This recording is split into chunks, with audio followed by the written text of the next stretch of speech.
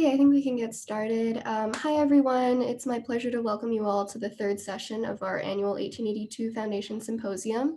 For those of you who haven't met us yet, my name is Linda Wen.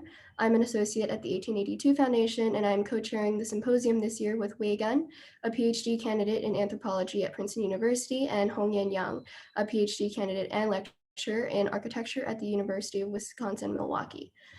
Today's session is entitled Building Consciousness Through Asian American Studies Education. Before we get started, I'd just like to set some guidelines and preview the structure for today's session. So today will be split into two parts. The first will consist of two presentations from a panel of speakers led by Ting-Yi.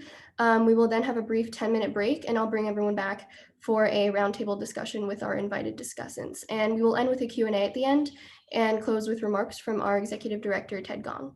In terms of Zoom guidelines, we ask that if you have questions, you utilize the chat function, which should be at the bottom of your screen on the right. Our session assistant, Rachel Lee, will make sure the questions get to our roundtable discussion moderator. And we also ask that you remain muted throughout the session until a Q&A at the end, where we invite you to turn on your camera and microphone and participate with us. So to start us off, I'd like to introduce Ting-Yi, who will be leading the first part of our session. Ting-Yi is a lifelong educator and recently joined Asian Americans Advancing Justice as the director for the Asian American Education Project. Prior to this position, he was the education director of the 1882 Foundation. He holds a bachelor's in history from Hamilton College and a master of arts in teaching from Brown University. After receiving his master of arts, he went on to a 25-year career teaching social studies to middle and high school students in Virginia's public schools, followed by 10 years as a high school administrator in Fairfax County and Loudoun County. He also taught in Scotland as a Fulbright exchange teacher, and a few years later spent a year teaching in the Dominican Republic. He was also the recipient of a fellowship at Teaching Tolerance, Now Learning for Justice at the Southern Poverty Law Center in Montgomery, Alabama. In 2019, Ting-Yi was recognized by Governor Northam as the Community Leader of the Year by the Virginia Asian Advisory Board for his civic work. Among his achievements was the passage of a resolution in Virginia's General Assembly recognizing the efforts of Chinese laborers in the building of the Transcontinental Railroad. His work for the 1882 Foundation also led to 2 grants from Virginia Humanities to develop multimedia teaching resources on the Asian American experience for use in grades 9 through 12. So without further ado, please welcome Ting-Yi.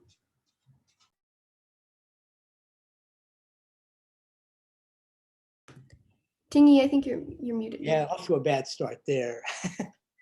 Thank you, everyone, for joining us today. If this is your first day here, welcome to the symposium. If you have been part of it for a couple of days, then welcome back again. And I'm also very pleased with how the symposium has gone, and particularly kind of the segue into today's session that was presented with yesterday's session led by Ed Taporn. So I'm very happy to be part of this, and thank you, Linda, for the introduction.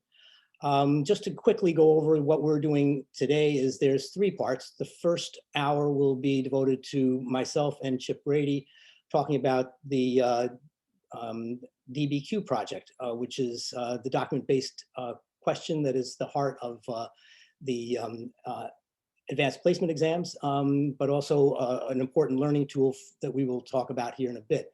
But the key to that really is the work that we had done to collaborate to bring really an important item from Asian American history into the forefront. So that is the motive behind that particular session.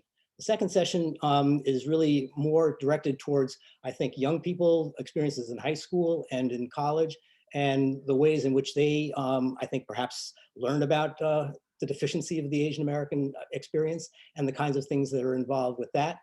And also the kinds of experiences they have had to get themselves immersed in the Asian American studies programs wherever they might find themselves. And then third, after the break, will be a discussion led by William Gao to talk about some of the, I think, transitions that we need to talk about for looking at the kinds of things that are going on at the university and college level, and what's going on in our own K through 12 areas of education. So without any further ado here, let me move on into the discussion about the DBQ project. And if you don't mind, I'm just going to put on my mic because I've got a little bit of background noise here. Hopefully this will screen out some of that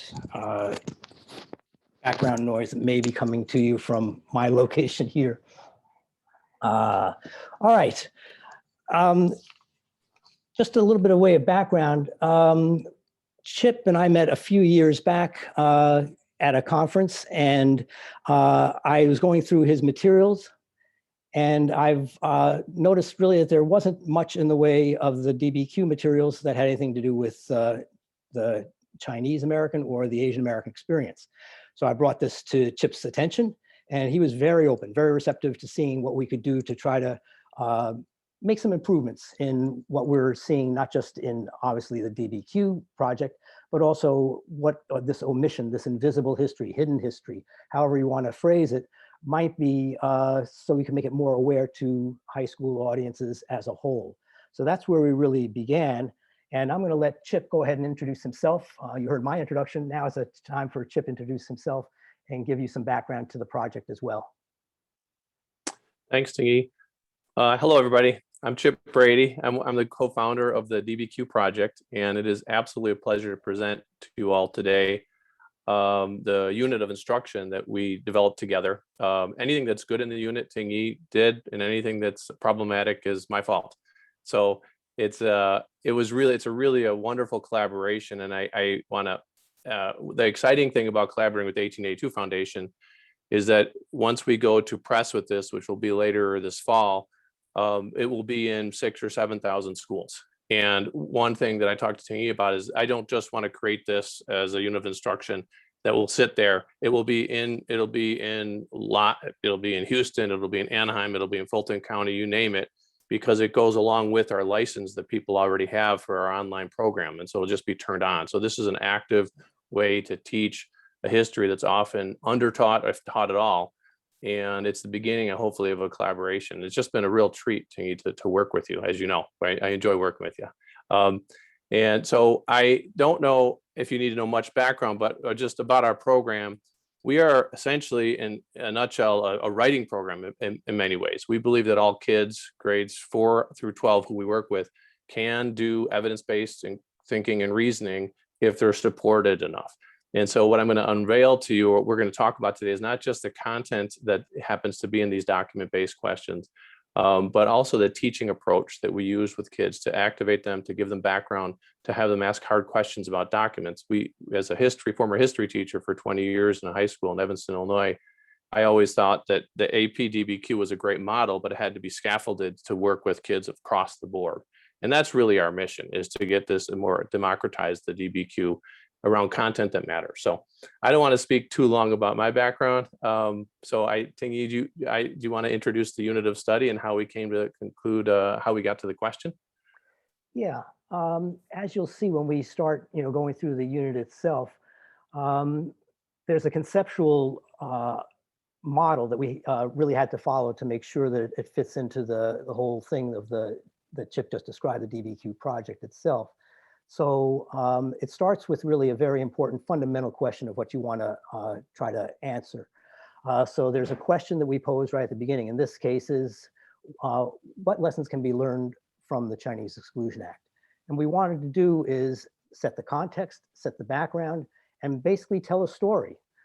Because what really boils down to is, how do you make this, instead of being a one-line item, if at all, that's mentioned in the curriculum, into something that's more meaningful, that kids really can wrap their minds around, begin to manipulate to see what it means, and the process by which they do that in answering that question of what can be learned from the Chinese Exclusion Acts is really going into documents. The heart of this is really looking at the documents that we are going to preview here with you today as well.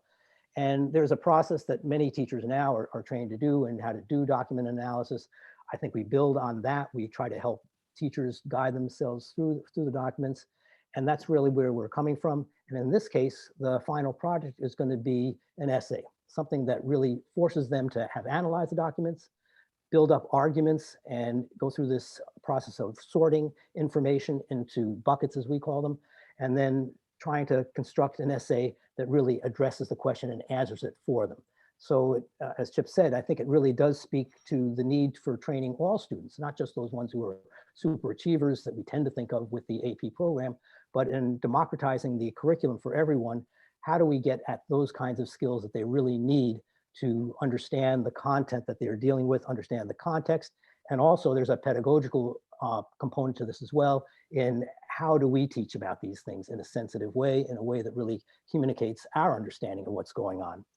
So I think that's pretty much where we kind of can go now, and we can take a look at the unit itself.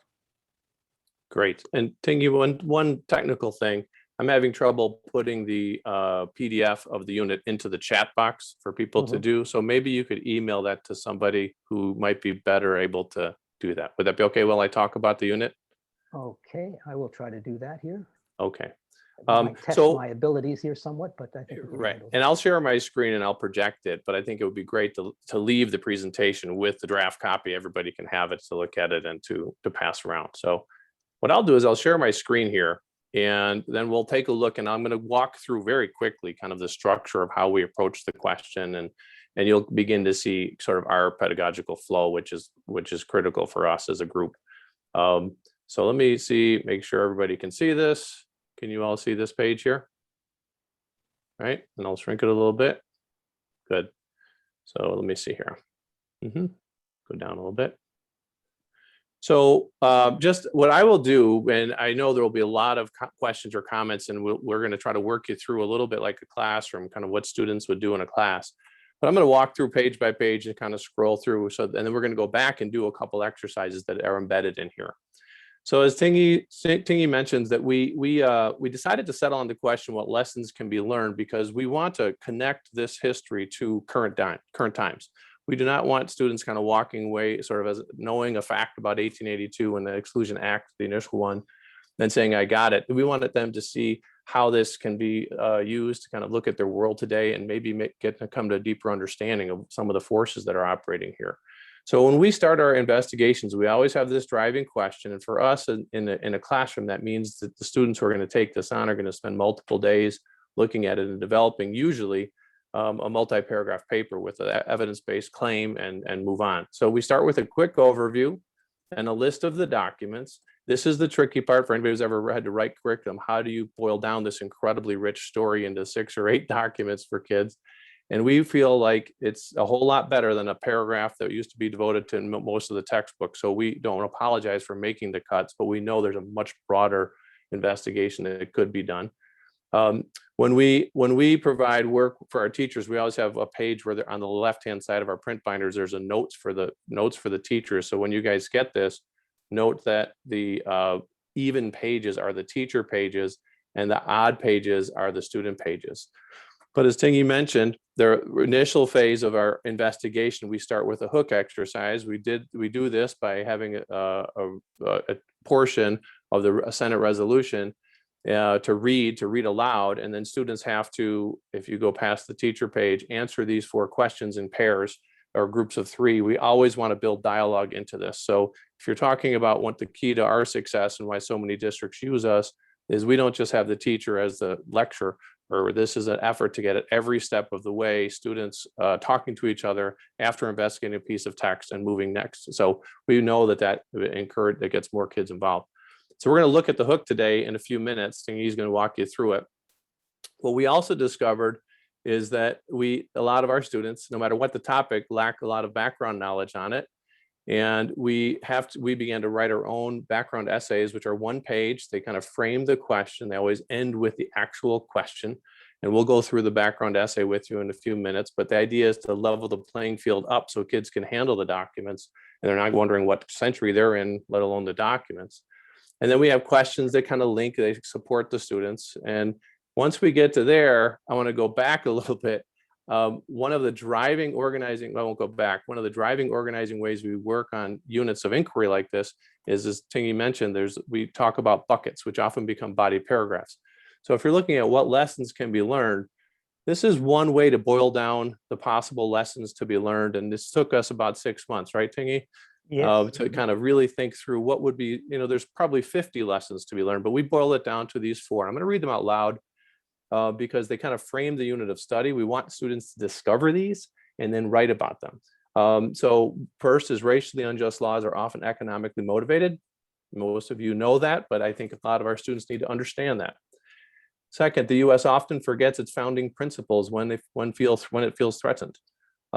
Real important, Chinese in America protested and resisted these unjust laws. We make an absolute point when we talk about these this curriculum to put agency into people's lives and to bring people alive through their own voices. And I think that's a critical bucket. And then lastly, racially unjust laws lead to increased violence, which for me, if you look at it today, just have it, you talk about the connections to today, the rhetoric, et cetera, and what can happen. And I think we want kids to discover that and then make links to their own world right now. So keep in mind, we're steering kids towards these, but a sharp student might go, I got 2 other ideas that I see from the documents, and that's fine. So none of this is a formula.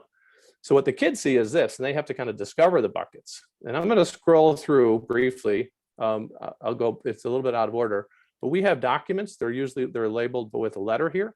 And the page before it, when you get this unit of study, is information for the teacher on the document. So each document, the teacher gets a lot of background knowledge, which for a lot of teachers, teaching with documents is hard.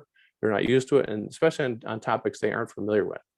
So the first document, if you don't mind, it just going to be skimming them, is a quick little timeline with a snippet of the laws that existed that were part of the Exclusion Acts and part of the era of that. And we want kids to at least get a frame here, a timeline. The second document, if I'm going too fast, I apologize, but we don't have that much time, is actually a document about what's called the Wyoming Massacre, which many of you guys know about. And it's a cartoon / commentary, but mostly the note here is incredibly important to talk about how there was real violence that emerged right after the 1882 laws were passed between workers in Wyoming, actually across the country. And we want students to understand the depth of that. And then if you get into, you go further, well, I don't want to go through every single document, Ting-Yi, but I think people need to understand that there's document C, Wang Cheng-Fu is commenting on, we want this voice to be in here right away. But there's some kind of key figures in this story that we want kids to be introduced to into the dialogue. And we'll kind of skim a little further. I'll go fast, okay? And you guys probably know this story of Wang Kim-ark, but the idea of getting that story involved in this, not just as a snippet, but something that's part of a larger kind of conversation. And we want kids to understand that. And then we'll go quickly, we talk about the idea of some of the economic situation and some of the attitudes of Americans at this time and how that affected. So we want kids to read this broadside, which we'll probably won't get to, but some of this is very difficult history to read. I have to talk to our kids about that before we do it. And then we have a quote from Senator George Hoare, who was the only person in 1902 in the Senate to vote against the Chinese Exclusion Act in 1902. It's a pretty powerful quote. And finally, we have a rather important but disturbing also pamphlet from Samuel Gompers and the American Federation of Labor about why they supported the Exclusion Act of 1902. And we may get to this. So this is the investigation. We want kids to kind of dig in here and read and produce their own ideas about it. And that's sort of the nature of it. Any good teacher could take 2 of these documents and have a wonderful day. To do 8 of them for the middle school classroom is probably a week-long investigation, to be really honest. So but we think it's worth it. And we think it's sometimes during the historical investigations, you have to dig deep to then get a deeper understanding. Okay.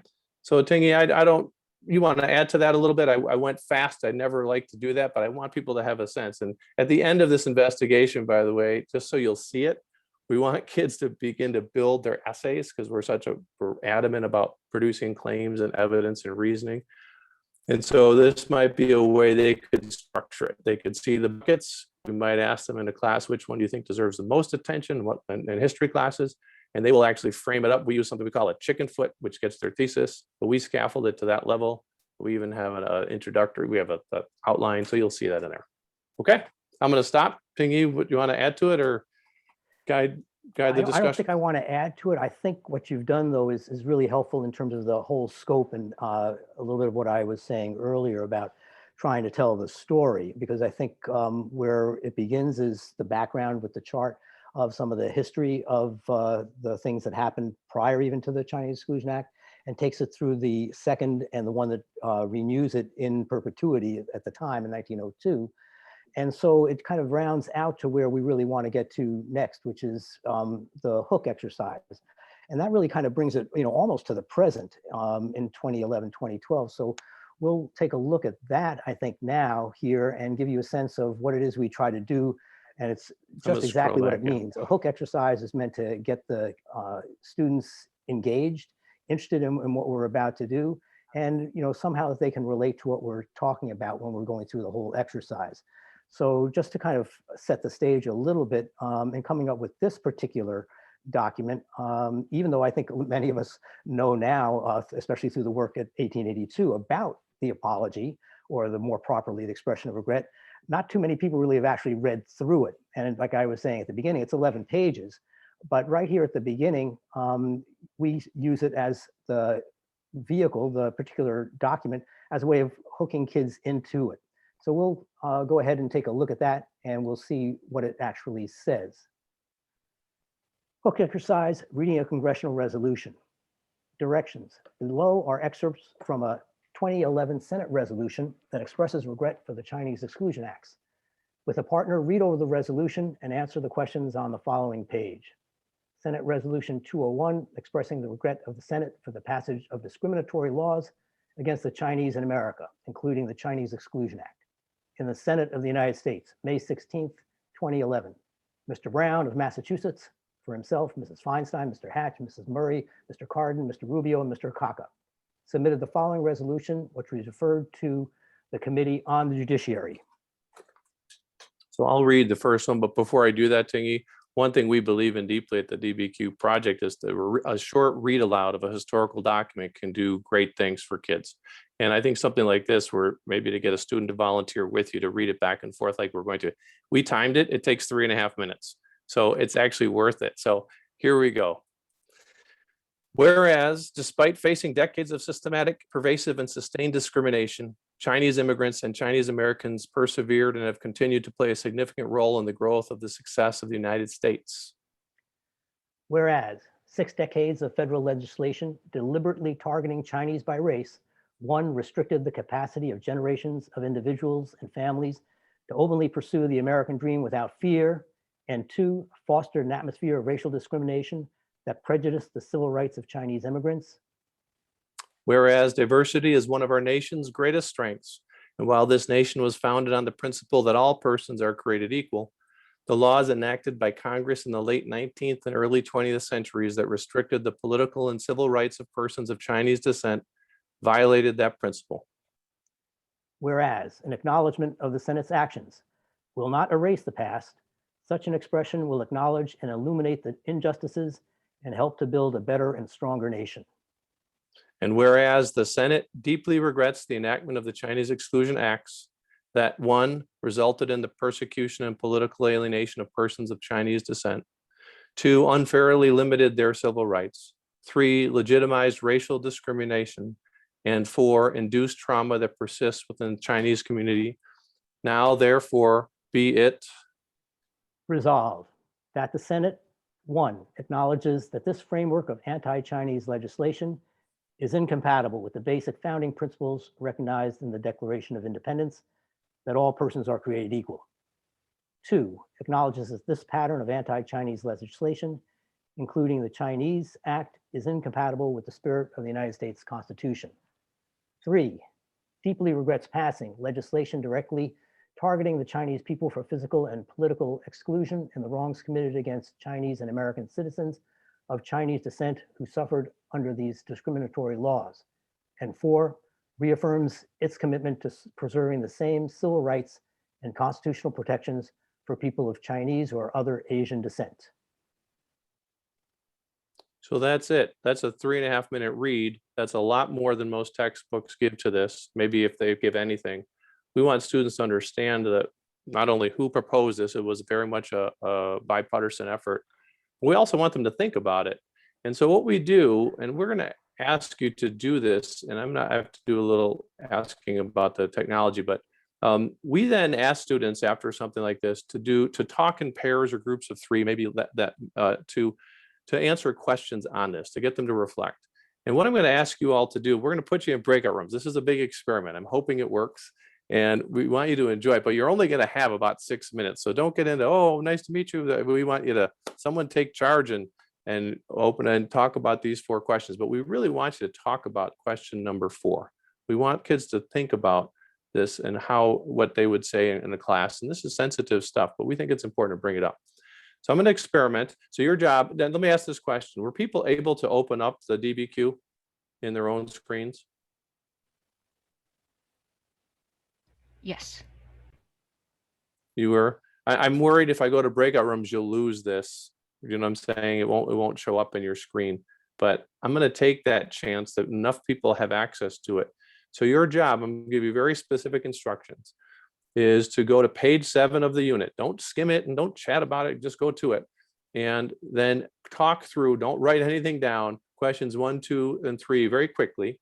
And then 4, you want to maybe linger a little bit. We're going to give you 7 minutes in the breakout rooms. And if you've never been in the breakout room, you have to accept my invitation to it. And then I'm going to call you back. You'll see a note saying you're going to be called back in about, okay? So you have 7 minutes to talk, say hello, introduce, and then go to it. All right? So I have to take a minute here and try to figure out how to do the breakout rooms. This is tricky for me. Okay, I've had my breakout rooms established, but now I'm not sure. Here we go. And I'm going to put you in groups of 4. And good luck and say hello to each other. Great. How many breakout rooms? Let's see here. Okay. So we'll have 8 breakout rooms. We'll see how that does. How many people do we have in here? 8. Okay. Assign automatically. And you have about 4 or 5 people in each group. Okay, go to page 7. Good luck.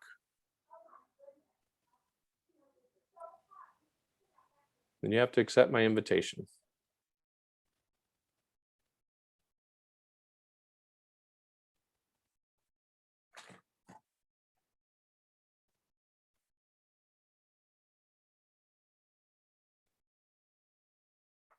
You guys who are all still seeing me have not accepted my invitation.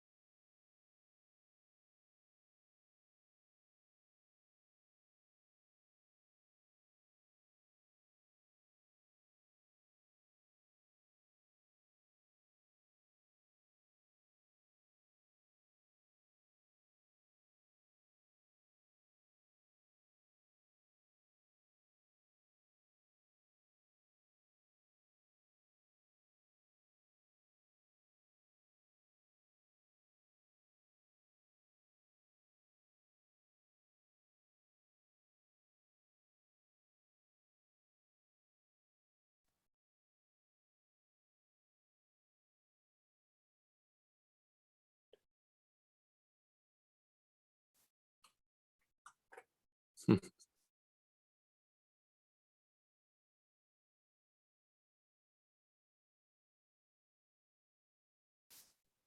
welcome back, everybody. That can be kind of abrupt to be pulled out of a breakout room where good discussion's happening. I was able to come in on a couple of them, and I just wish I could just listen to everything because there's so much knowledge in the room. Really, I think Ting-Yi probably will run. He'll talk about maybe have you all process as a group, but I just want to reiterate what we want to do with this material is not just to present it to kids, but to have them dig into it and talk about it, and make links to their own what they see in the world, and through that kind of grow. And a good teachers understand that, but they have to provide them the context. So I hope that it was a little bit demonstration of some of the little micro work that we want to do in a lesson planning effort.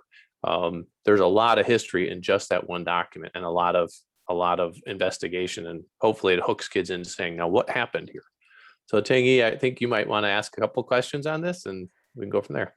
Yeah, I thought our discussion, went really very well, even though I think we had some issues. But I think one of the things that just going through the issues was helpful to make sure we as adults understand some of the issues that teachers had, I think, in this past year in just overcoming some of the difficulties and trying to, make things happen for themselves in the classroom.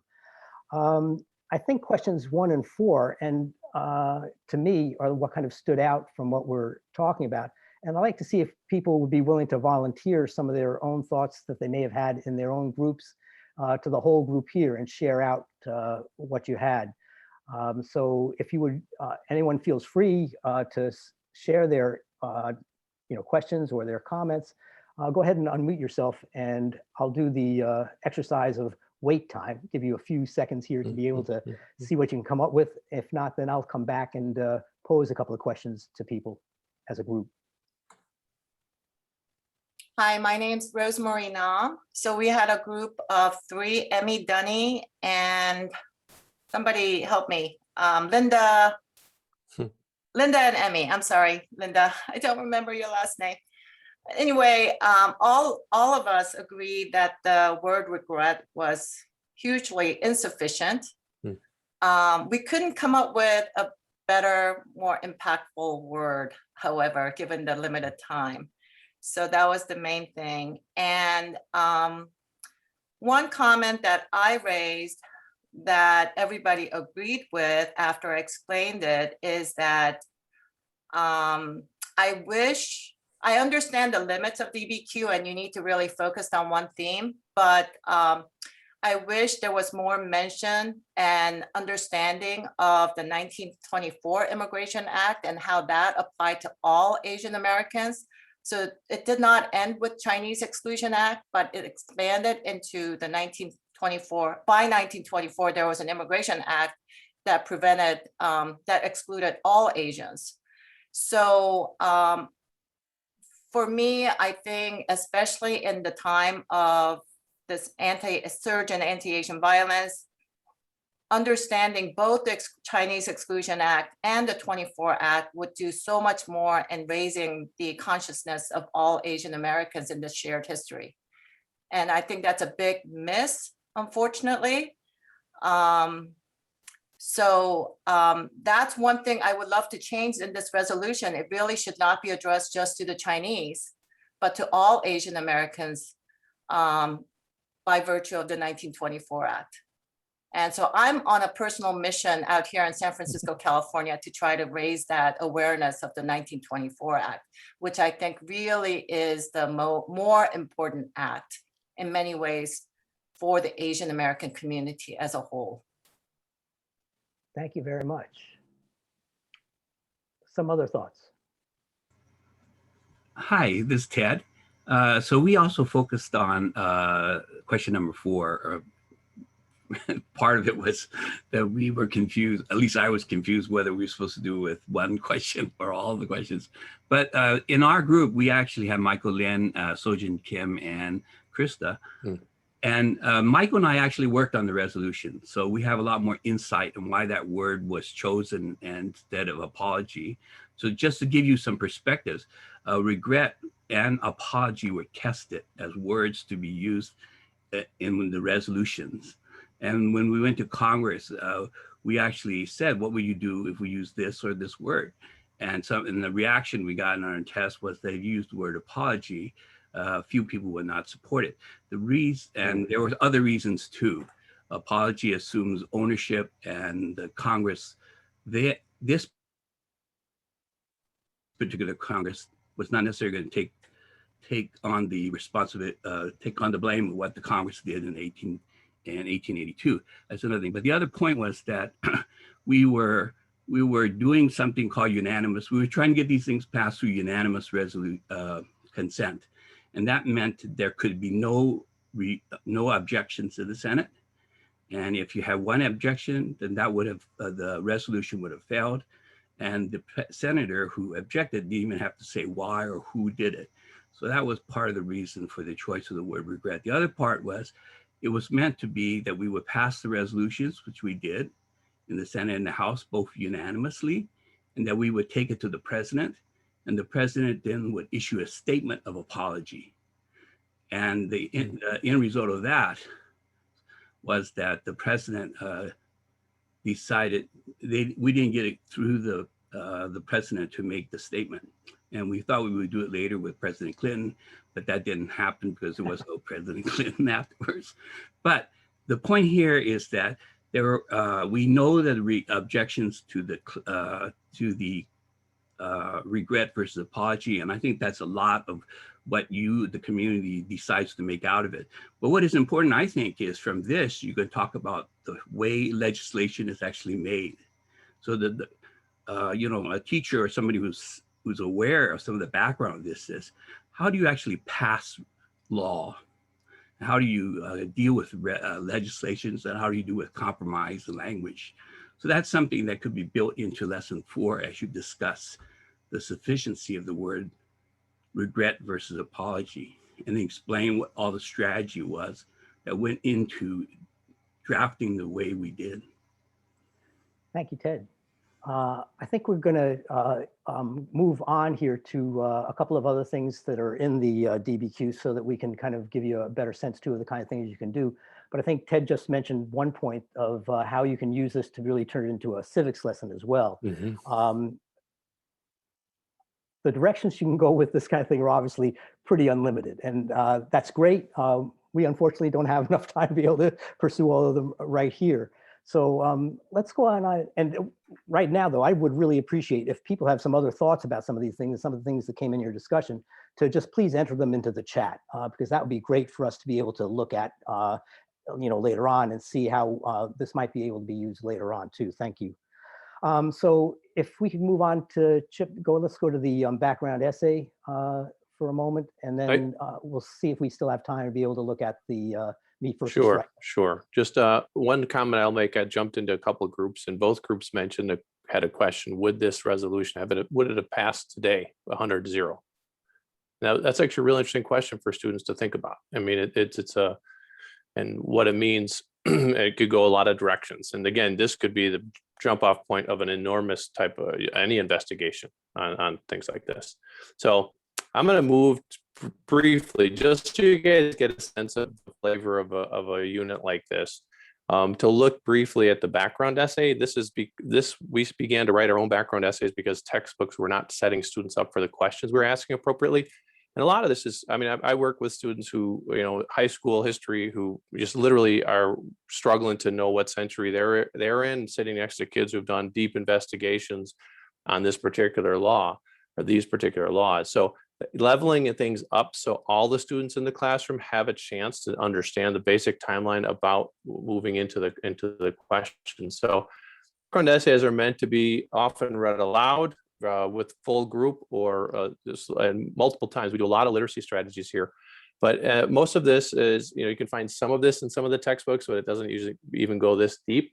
I'll just kind of focus on a couple of paragraphs. Maybe you guys can see the last part of the left-hand column, but we talk about some of the initial issues and initial context before, but I'll just read this out loud just to give you a sense of things. Because we want to embed voices into it that get kids contextualized. So from the beginning, Chinese in America protested prejudice and bigotry. In 1852, California Governor John Bigler urged his fellow citizens to check this tide of Asiatic immigration, claiming that the Chinese were incapable of becoming American. In response, Norman Ossing, a San Francisco restaurant owner, wrote, "Sir, I am Chinese and a lover of free institutions. The effect of your message has been to prejudice the public mind against my people. This proposition is false to the extreme, and you know it. The declaration of your independence and your history are all against you." I think one of the reasons we decided, Ting-Yi decided to put this in there, this was an 1852 response to a law. This was way before. This is a series of acts that were going on that led to the 1882. So we wanted to have that voice in there. And just so, because we're at limited time, what we do in this particular mini-Q, we have a quote from Frederick Douglass who talks about it. We contextualize this in the middle of the Jim Crow evolution. But in the last chunk of time, we have to, you could go so many directions, and this is a slice of history, and it could go much bigger, as was mentioned. But when we talk about with kids, we give them the actual buckets in this because they're pretty complex. And so we say in this mini-Q, you will examine several lessons that can be learned from the Chinese Exclusion Act. You're kind of studying with the students causes and consequences in many ways. So these lessons are racially unjust laws, et cetera. We went through these before. So your task is to read over these 7 documents and follow and answer the question, the Chinese Exclusion Act, what lessons can be learned. Now, again, this is our effort to kind of broaden a story without getting so broad that teachers think they have to teach for a full semester, because no one would do it unless they're teaching a particular class. So again, setting the table, contextualizing, so the kids, when they jump into the documents, they're hooked and they're backgrounded. And that's a mission for us as a group as we try to democratize this. We don't want it to just be for students in AP classes. We want this to be for all kids. Okay, so when you read it over, kind of understand what's happening there. Ting-Yi, do you want to just take some conversation, or do you want to look at a document, because we're going to push up against the 2 o'clock time? Right. I think let's take a look at the meat versus rice document. Okay. Because it is, I think, one that is very, very rarely ever shown. And I apologize for scrolling for you guys. Yeah, It's bad for your eyes, I know. While you're doing that, I'm just looking at a couple of things, comments in the chat as well. And I'm inviting everybody to keep, that dialogue going, because it's really kind of fascinating that some of the people are thinking about as they're looking at these things. But I think you get a sense too, as Chip is describing some of the process here, of how it is we're trying to get kids really to look deeply into this and begin to see a real narrative behind it. And we decided to finish with this one because, yes, we can't do everything, in this here, but labor history is far more nuanced, I think, than most people, give it credit for. Mm-hmm. And particularly when students are taught about American labor history and the American labor movement, one of the giants of the American labor movement is a man named Samuel Gompers, who was a co-founder of the American Federation of Labor, the AFL. And one thing kind of to note here too, along with these documents, there are teacher notes. There are things here that help give teachers indeed a lot more context as they're teaching about this information. Again, stuff that they will not find in the textbooks, even when they have, teacher things on, sidebars or things like that to help them do the instruction. So this is really, I think, a very nice feature of what DBQ does here as well. But in 1902, the key thing that Chip alluded to right at the beginning of our discussion here was that this had to be renewed. The Exclusion Acts had to be renewed every 10 years. And so in 1902, it came up for a second renewal. And this time was decided to continue it going on. And then, as one of the people mentioned here in talking about the Exclusion Acts too, and the questions, in the 1917 and into 1924, when it became really codified in American law, this really had expanded to the Asiatic barred zone. So there's so much more here that's going on. But to see in this pamphlet that was produced by the AFL, some reasons for Chinese exclusion and laying out in these very stark terms, meat versus rice, it's really, there's no other way to put it, but just a racist screed that's being produced here. And frankly, if you look inside the document itself, and you can get this, online, it's, it's appalling. And the wording of it, frankly, is not something I'd even necessarily consider using in its full text with students. But the headline, excuse me, the cover here is enough: American Manhood and Asiatic Coolism. I wish we had time maybe to kind of go through a similar exercise and go into breakout rooms and look at some of the questions that are broken down, that break this down here to look at it. But as we know from the other parts of the history of the Chinese Exclusion Act too, whether it was in California and Dennis Carney and the move, to have the workers there who were very heavily of Irish background pitted against the Chinese workers. These were some of the other things going on that we're not just talking about immigration. We're not just talking about basic rights. There are some questions about labor, feeling threatened, that tie back into the essay question that's really being talked about. What were those economic motivations? How deeply did they affect what was going on? Or were they maybe the primary factor and the violence came later? But these are the kinds of questions you can have kids wrestle with as we're going through. So we only have a couple minutes left here, but I'd like to see if people maybe have some questions they'd like to see us try to address here right now, or maybe some things in the chat that we could address even later. Ting-Yi, I'm going to stop the share now, okay? Yes. So we can Good just idea. see people's faces. Great. Great.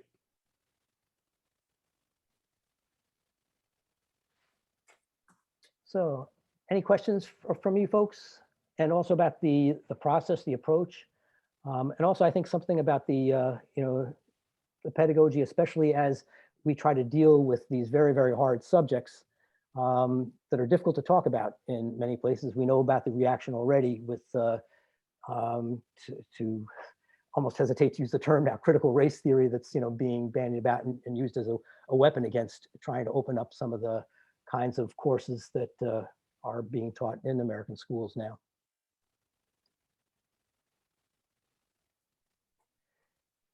I'll take one question here. What has been, and this is to Chip really, what has been the feedback on this approach? What's been your experience broadly with DBQ? On DBQ in general, I think I'm an incredibly biased source on that, Ting-Yi. So we work with a lot of schools, and they have really, not everybody, but the people we work with use it as sort of a vertical way to approach investigating history and also writing. And so what we end up with is 3 or 4 times a year, kids will do deep dives into these things. Then we have some good data to show that it helps their writing scores and also helps their interest in history. And the idea is to take this teacher out of the front of the classroom some of the time and have kids be the historians without having them get lost in the documents. So we find a lot of students, when it's taught well, it's very exciting. But again, I'm a biased source on that. And but we know from working and piloting some of these units of study that to take a unit of study for a week like this is so much more in depth than often the students are. They might have often in an AP class, the 1882 Chinese Exclusion Act would be an ID that kids know one sentence about and they get a little check mark. And I think that's wrong. I think it has to be blown out and discussed in more detail and connected to the 20th century, connected to the 21st century. And I think you can do that through an investigation of a series of documents. There are a couple of questions that talk about basically testing this out with kids and this specific unit. I can address one aspect of it. There are bits and pieces of what's in this DBQ thing. For example, Wong Kim Ark, or for example, the labor movement aspect of Butte, Montana, was mentioned there as a thing, as one item that has been used, that I've used personally. Kids' reaction to these things has usually been very, very positive. Sometimes, if it's, I remember one class where I was trying one of these things out with, it was late in the year and their immediate reaction was, how come we didn't learn about this before? Because now it's the end of the year, but they had studied about the 1800s way back. They didn't make the connection before with some of the other issues going on. I think too, this addresses a number of themes that you find that run throughout American history in a more comprehensive way, so that we're not talking necessarily about just a chronological approach, but to take, for example, the issue of a unanimous vote in the Congress. That's a very good civics lesson right there. As Ted was implying before, what does it take to get 100 people, 100 senators to all agree on something? In this day and age, it almost seems impossible. So there are different ways that I know I've used different things. And I think we only have really time, but I'd like to see maybe if Chip, if you have a reaction to that kind of question as well. I'm not sure which part of that you said, Ting-Yi, that you want me to react to. The part of the question was, have we, Oh, tested these things in classrooms? yeah, we're at the point where this is in a solid draft phase. We actually piloted this particular unit in an earlier phase with Fulton County Schools in Atlanta and with Milwaukee. The teachers ranged from middle school to high school. Some of the middle school teachers thought there was too much text in it. They wanted it shortened. But most of them, all of them said, this is much more than they've ever taught about this particular history ever. And many of their students wrote successful essays. So we're still open to feedback before we go to press in August with it. But in general, we have some students who we're working with who are reading at the 4th grade level, who are taking junior level history.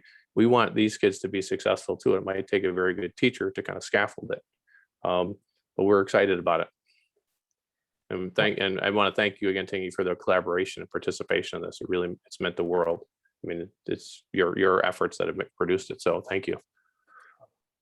My pleasure, truly. It was wonderful working with you, getting to be familiar with the process. There is one last question here. Is it okay to share the Google Drive link PDF doc with others with the context that the final will be released later? Yeah, just make sure anyone you share with, or you can put the word draft on it. I don't even know if it's on this one, but put draft, and that would be wonderful. We'd like that out there. We're going to share this on our website at some point this summer, where it's a free download. So any teacher, even if they don't have the DBQ online, can have access to it. I think it's too important of a unit of study to kind of have buried in our license agreement, so that we can push it up as a sample that anybody can use. That's great. Mm-hmm. And let's see, I think that's where we'll leave it here for now. Again, I invite people, just even in the couple of minutes that we break here, if you have other questions, please to go ahead and enter them in the chat, and we'll try to see what we can do in answering them, perhaps even later as we get into a broader discussion. But thank you, Chip. Really appreciate working with you and us coming up with this. Oh, the one I think correction that I had mentioned right at the start I wanted to hit here too is, as I think all of you here know, the Exclusion Act barred entry, but it did also bar citizenship to those people who are already here. And that's important to note. It's not in the couple of things at the top, but it is part, and in the teacher notes, it's made very explicit as well. But we'll make sure to get that inserted in there to make sure we have everything right. But if you take a look through it and you have other suggestions, criticisms, please let us know, and we'll try to take those to heart and see what we can do. Obviously, there are limits to what we can do, and this is, perhaps the first of others that will deal with the Asian American experience as a whole. Thank you again, Chip, and we'll transition here into the next aspect of our program, but I'm going to take a deep breath myself and then try to take a sip of water. So in about, it is now 2:02, at 2:05, we'll just come back and start the second of our sessions with our 3 other guests. So thank you very much. See you in a few minutes. Thank you, everybody.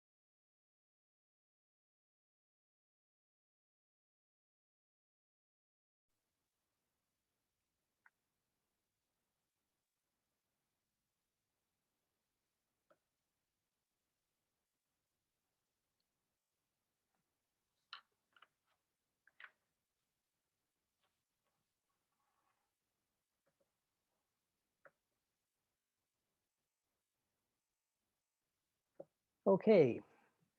I am back, and I'll wait for a couple of minutes more just to get everybody back as perhaps we get a sip of water and are able to continue. We'll just kind of let people get back in. And like I was saying a minute or so ago, if you have some other items that you'd like us to address, please feel free to add some more comments to the chat.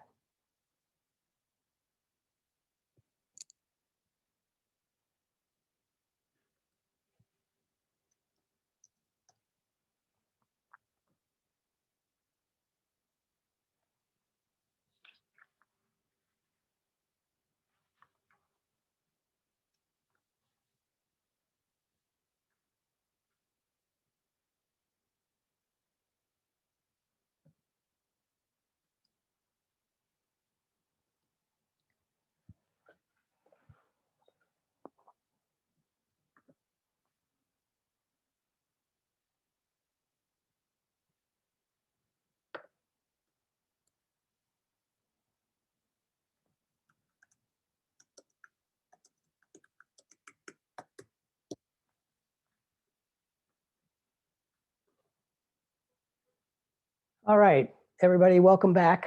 And we are now moving into our second session.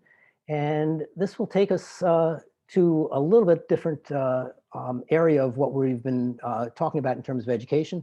And I think this is more from the perspective of the recipients of our knowledge. And we have three guests. One, unfortunately, could not be here, Peter Chong. And he submitted a video that we'll look at after our first presentation.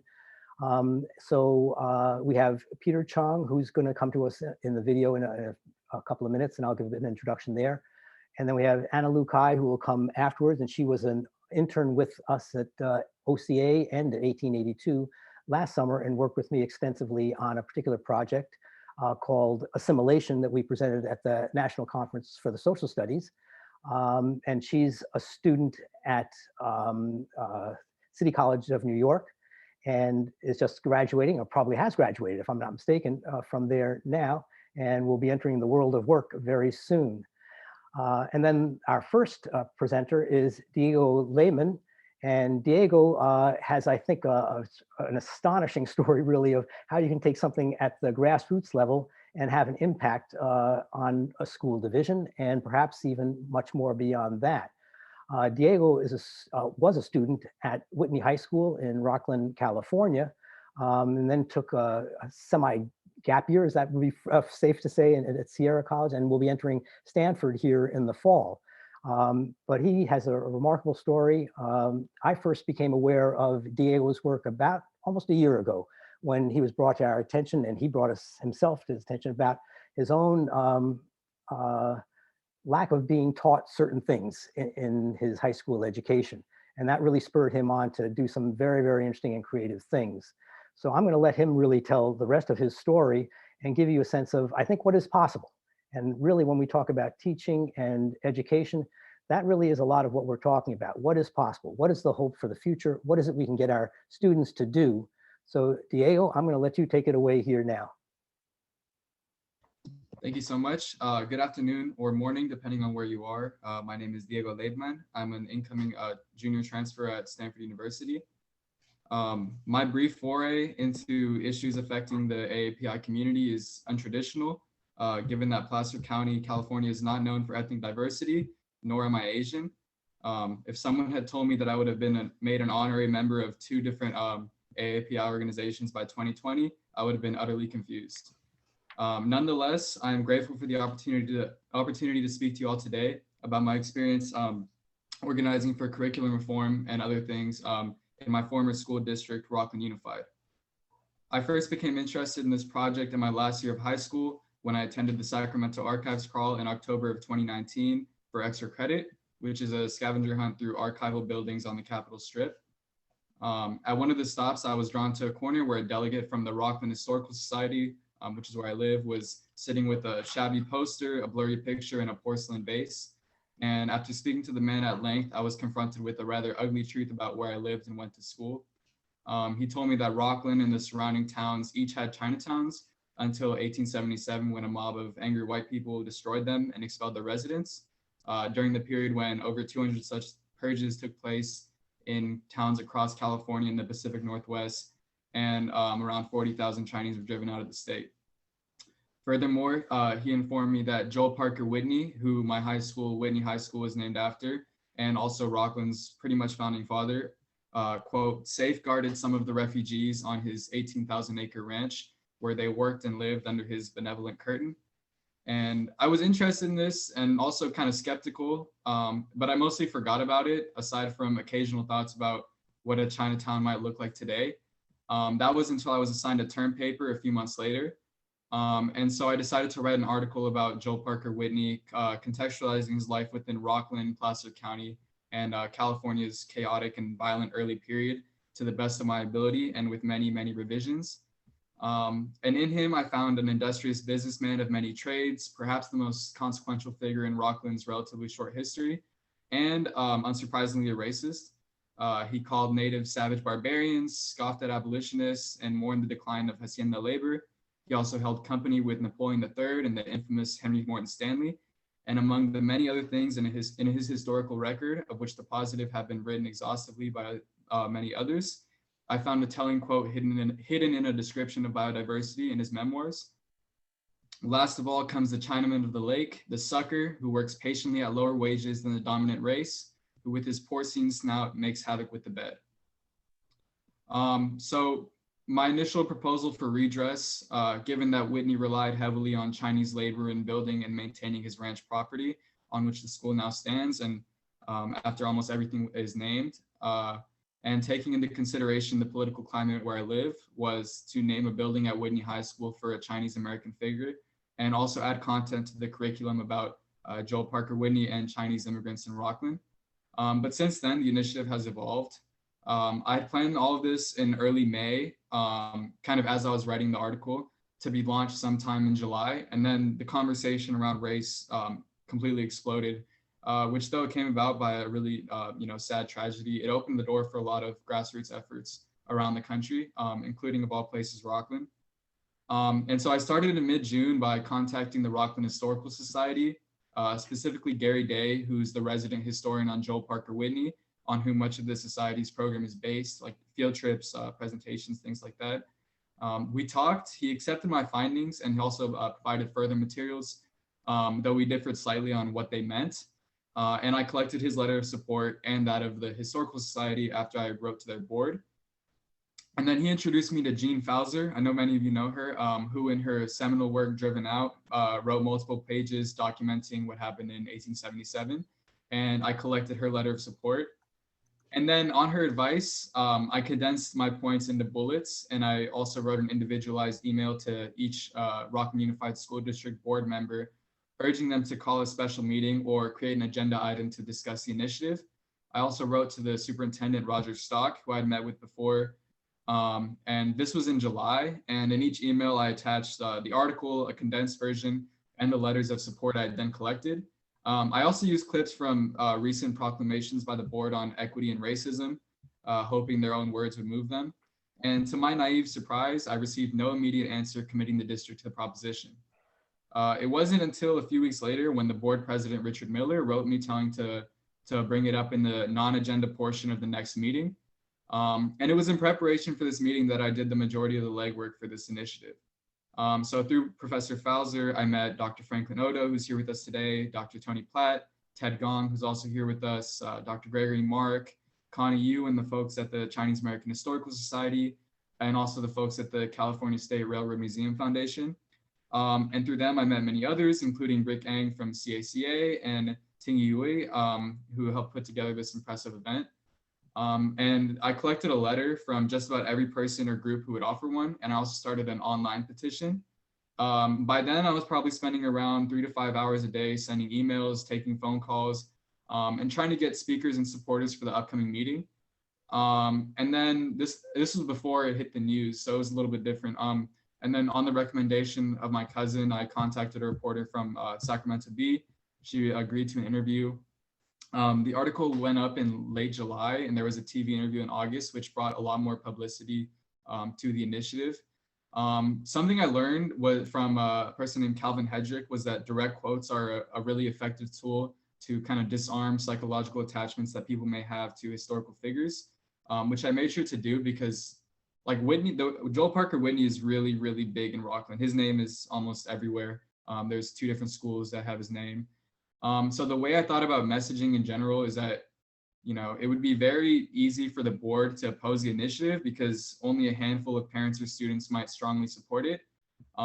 In contrast, just to give a little context of where I live, the Fair Education Act in 2019, which mandated LGBTQ history, spawned a parent group to pull over 700 kids out of school.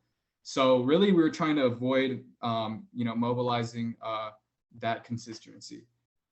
So with help from the publicity, the online petition reached over 2,200 supporters.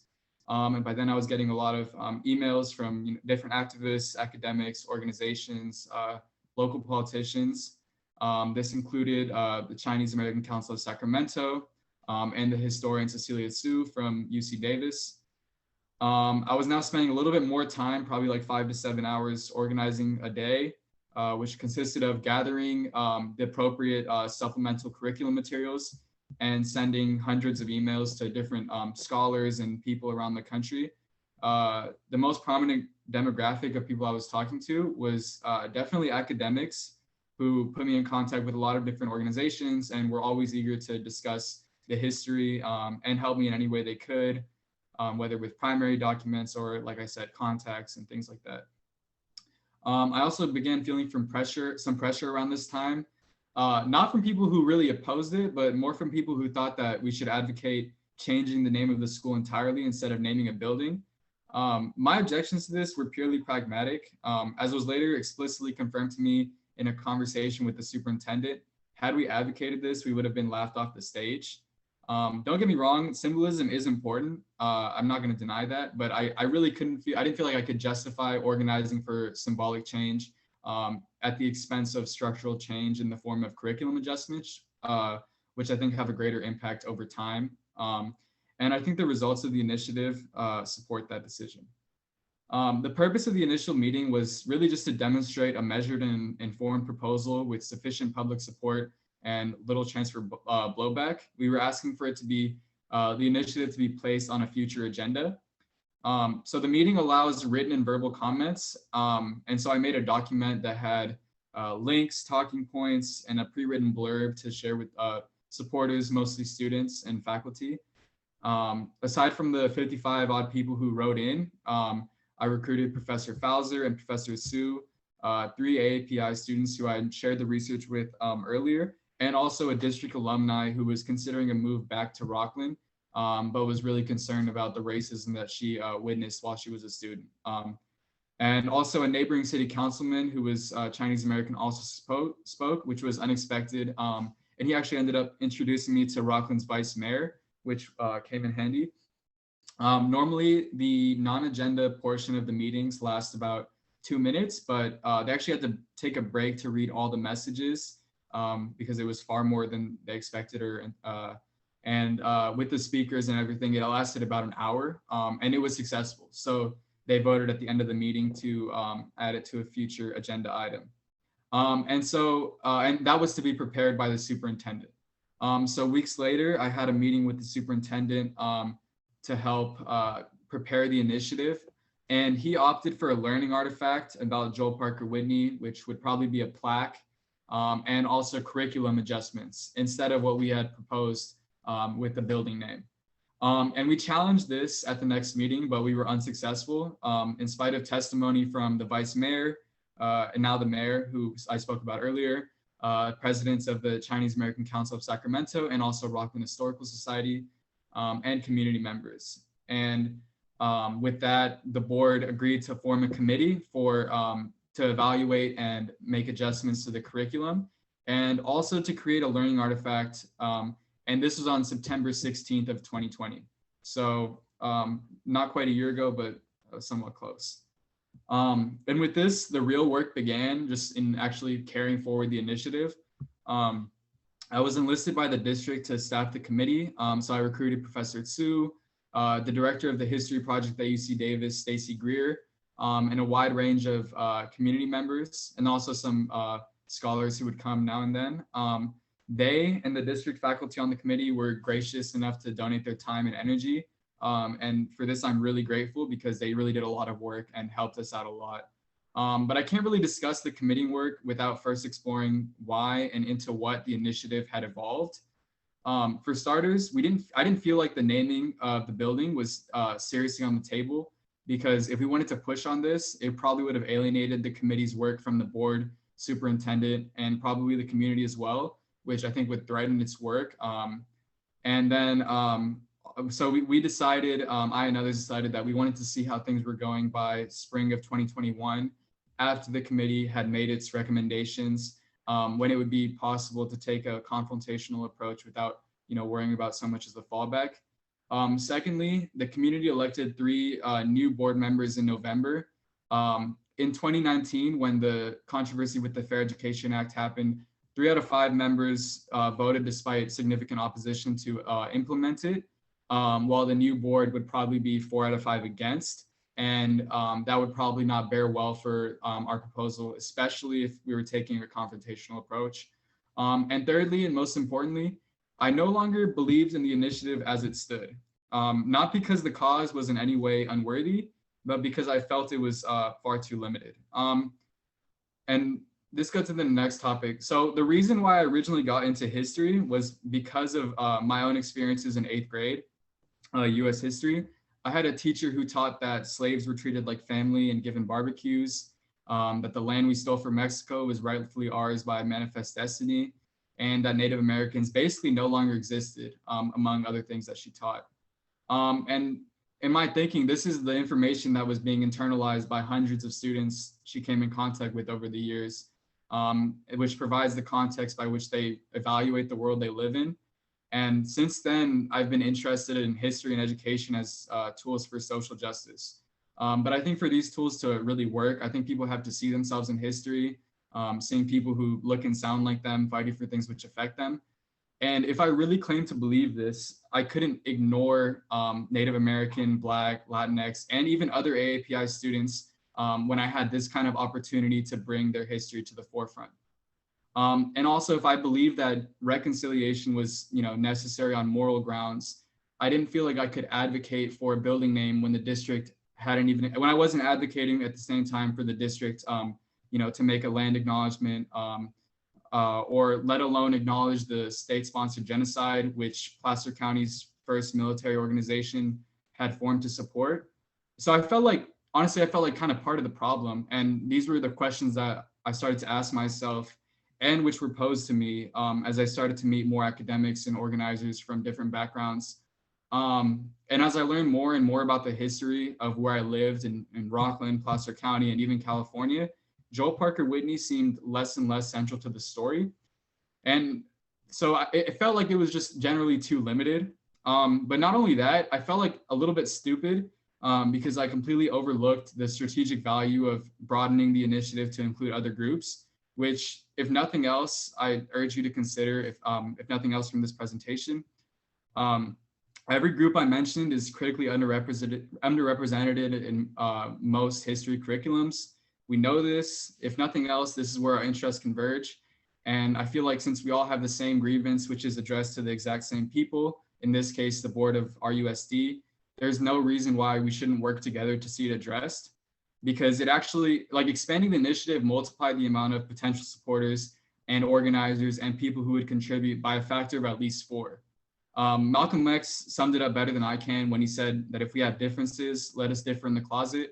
Let us not have anything to differ about until we're finished arguing with the man. And so I started to work with groups like the California Indian History Curriculum Coalition, Facing History, Facing Ourselves, which focuses on kind of eugenics history. And then I was inviting more diverse scholars to contribute to the committee's work. I also made an effort to learn more of the history, which helped me collect resources for curriculum supplements. And then I also did research for the history project at UC Davis to make a more accurate lesson about John Sutter and his relations with Native Americans, which leads me to the next topic, which is the accomplishments and future work of RUSD's Equity and Local History Committee. And I hope to show you not just like what we can accomplish, but what we actually did accomplish by fighting the proverbial man together. So since its initial meeting in October of 2020, the committee has done 3 major things. I'll preface this by saying the board unanimously approved of all 3 in the last meeting, which was this May. And they also made the committee permanent. So the first is we've evaluated the current curriculum and compiled primary resources, lesson plans, and other teaching materials for teachers to supplement their existing curriculum, in addition to adjusting the 3rd grade presentation on Joel Parker Whitney. This was kind of similar to what we just saw with the DBQ project, which is we're trying to bring the local primary documents and contextualize it within the broader historical narrative that's already in the curriculum. And that way we're able to put something out this year instead of having to wait for the almost 2-year process of evaluating a whole new curriculum and integrating it and public comment and everything. So the material dealt with local and state Chinese American, Japanese American, Black, and Native American history. So there's hundreds of documents, quite literally, and we put them on a document where it's the lesson plans that exist, and then on the right you have what you can add to it with the documents. And we also have plans to do some professional development in August before the next school year. But we still have a lot of work to do in this area, particularly I think with women's and Latinx history is where we're really lacking. Something we found to be very popular, which you may also want to think about, is creating maps with historically relevant local landmarks, which is something that students or families can visit, inside and outside of school, and feel a stronger connection to, because I feel like it's more impactful to learn about these things when you can actually visualize where it happened and like think to yourself like, oh, that's down the street that happened. And so like also just remember it more and feel a strong connection to it. The second was the subcommittee for the learning artifact, which, as I mentioned, originally we were considering a plaque, but we realized that it was really unlikely students would read it, let alone be affected by it. It would probably just sit in the corner and collect dust. So we decided we could do something more in tune with the broader vision of this initiative. And so we convened a committee for the design and implementation of a historical mural at Whitney High School. And the district again enlisted me to help recruit members. And on this committee are delegates from the local chapter of the Japanese American Citizens League, the Sojourner Truth Museum of African Heritage, the United Auburn Indian Community, the Chinese American Council of Sacramento, and also the Black Student Union and Asian Youth Leadership Association from Whitney High School, where the mural would be made. We're still looking for a Latinx organization to take part, but this too is coming along. Current timetable is about 1 to 2 years. Right now we're compiling a bank of landmarks, people, and other symbols, which represent the contributions of each group ahead of the meeting in a few months. So that kind of shows how the initiative has expanded and, the kind of different groups and voices that are, taking part in shaping our work. The third has to do with one of the aforementioned groups, the United Auburn Indian Community, which is a federally recognized unit of diverse tribal origin since it was formed by what were essentially refugees. So we're in the initial stages of developing a working government-to-government relationship between the district and UAIC, which would be complete with curriculum development on things like local horticulture, local history, their tribal history, their legislative history, things like that. And then also another idea that we floated is student-to-student learning exchanges. So like visiting presentations or things like that. This is a big part of what the committee is doing in the future. And I think it's really important first step in reconciliation. And I'm really excited for that work in particular. But overall, I'm really pleased to report that we've accomplished all this without serious controversy, though with a lot of hard work. And with that, I want to give a huge thank you to every person and group who helped the work along. Some of you are here, but I can't list all of the names at this moment because it's just too many. Specifically, I want to thank Ting-Yi and Ted Gong for the invitation and time to speak, and also to everyone who organized the symposium. And I would also like to thank Franklin Odo, because, who we'll hear from in a minute, because he supported this work in its initial stages, even though he hardly knew me. And he also took his own time to advise me on it, which I'm really grateful for. So thank you all for listening. If you have any questions, don't hesitate to ask.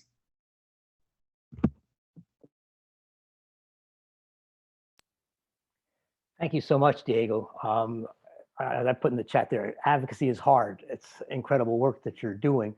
And it's amazing. I certainly can't imagine myself having carried anything like that off back when I was in finishing up high school and such. I think if you don't mind, we'll wait till after the other presentations to take questions. So in the meantime, if people would put questions into the chat, I'll try to sort through them and see how we can move on from there. I'm going to switch over to a different aspect of it in terms of what Peter Chong's video is about. He is also very active. His video is relatively short. It's only 5 minutes, and it tells you a little bit about the kinds of things that he's interested in.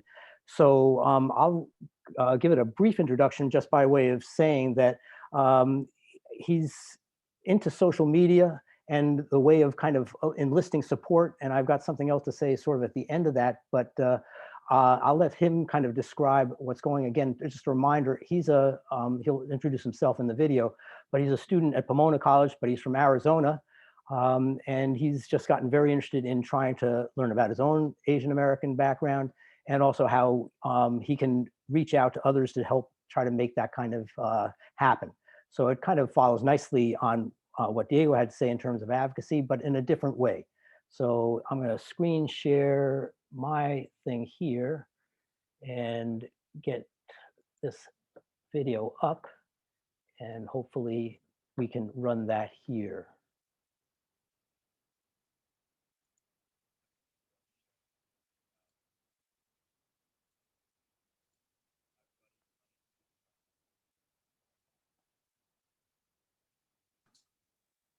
Ting-Yi, I don't think we can hear it. Okay.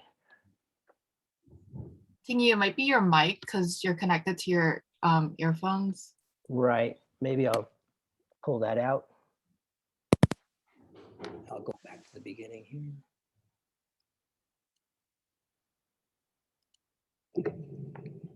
Hi, everybody. My name is Peter Chong. I'm currently a rising junior at Pomona College. I just want to say thank you so much for having me. I'm sorry I can't be with you guys live, but I'm looking forward to sharing a little bit about my internship this spring, some insights that I had from it, and hopefully at the end of it, you'll be able to find some application to your own life. So I helped out with OCA, which is an Asian American Pacific Islander organization. I was primarily involved with their social media department. And one of the things that I came up with early on was this idea called Feature Friday. So essentially each Friday we would come out with an episode that talked about the career, the accomplishments and the adversities of an Asian American Pacific Islander.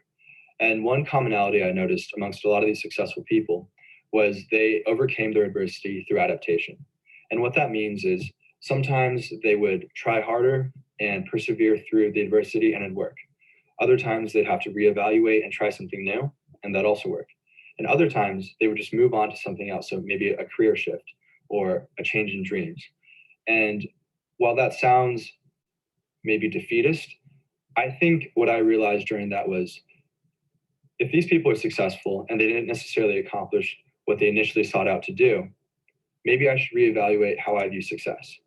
As a college student, I think this definitely applies to me, but if you're a rising college freshman, if you're still in high school, I think this definitely applies to you because as you're going into a new journey or you're attempting to try something new, you might have an idea of what the ideal you is or the perfect accomplishment. You get it, and that's awesome. But if you don't, I want you to know that that's not necessarily a failure.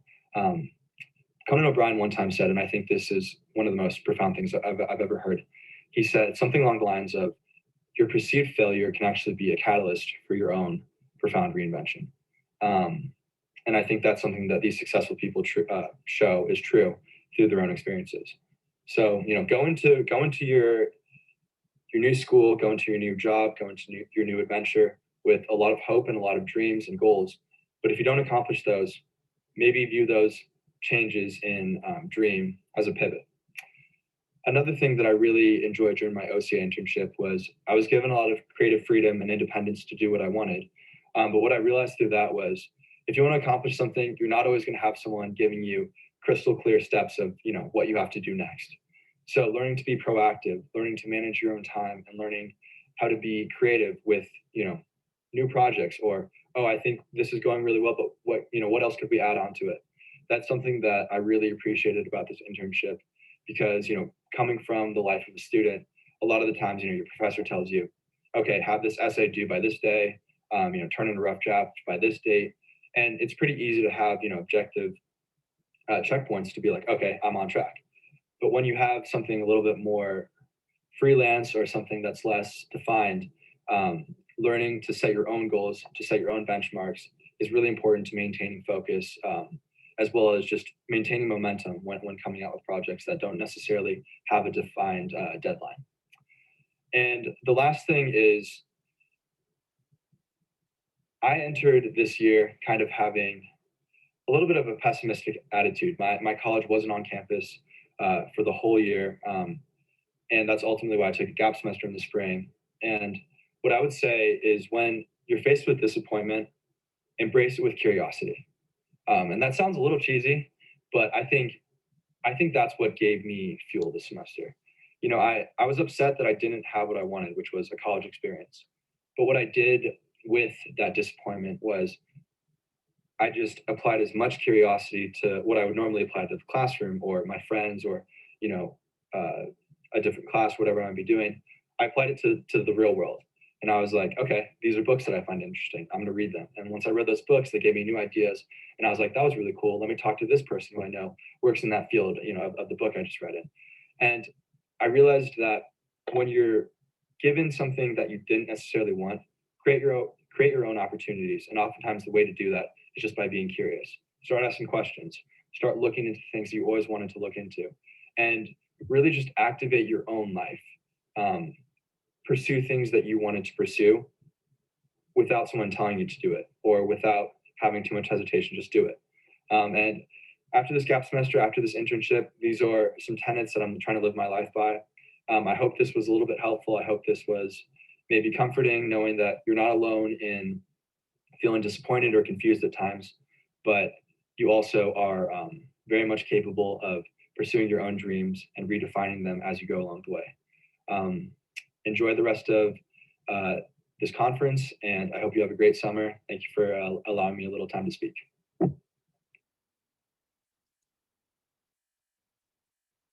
So thank you, Peter, even though you're coming to us remotely in the video.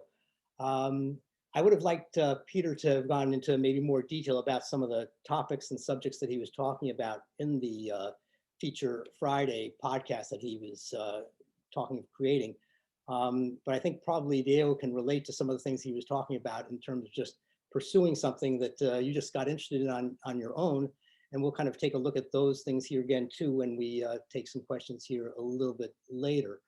But I think what he was doing in setting up these Feature Fridays and the podcast is using the social media that we're talking about so much today, is how to connect with different people, different groups, and his work, particularly since it was focused, this podcast had kids who were in high school, in college, and actually people who are just entering into the professions, whatever it may be.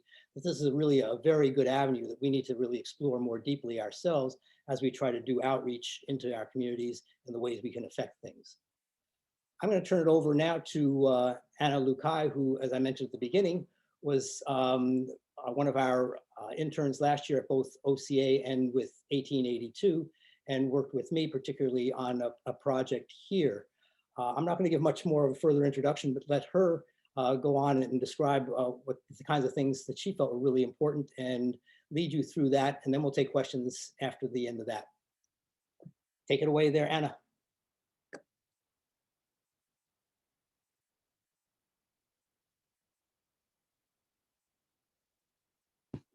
Can everyone see my screen? Okay, right.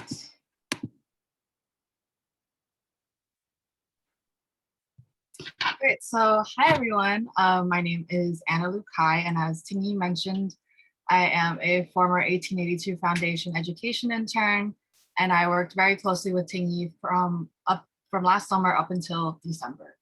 So when Ting-Yi asked me if I could do a small presentation for the symposium, my answer was of course, definitely. That being said, I'm super excited to be here with you all today to share a bit about my time and experience at the foundation, my work in relation to the Asian/Asian American experience, and how education has really played a significant role in all of this. So just a little bit of background about me. I am a recent graduate of the City College of New York as of yesterday, actually. I studied political science and public policy, and maybe you can tell from the photo on the left, but I was born in Peru to a Chinese family. And from the right picture, I moved to New York City at the age of 3. So growing up, I did feel a little confused and kind of uncertain about my identities, given this tricultural upbringing between Peru, China, and the US.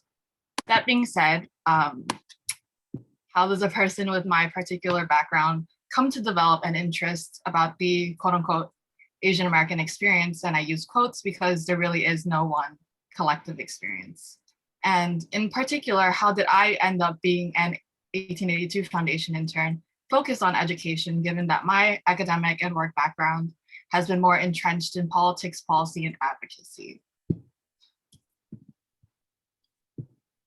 So I will be the first to tell you that up until last summer, I honestly was not very well versed at all in terms of Asian/Asian American experiences and history.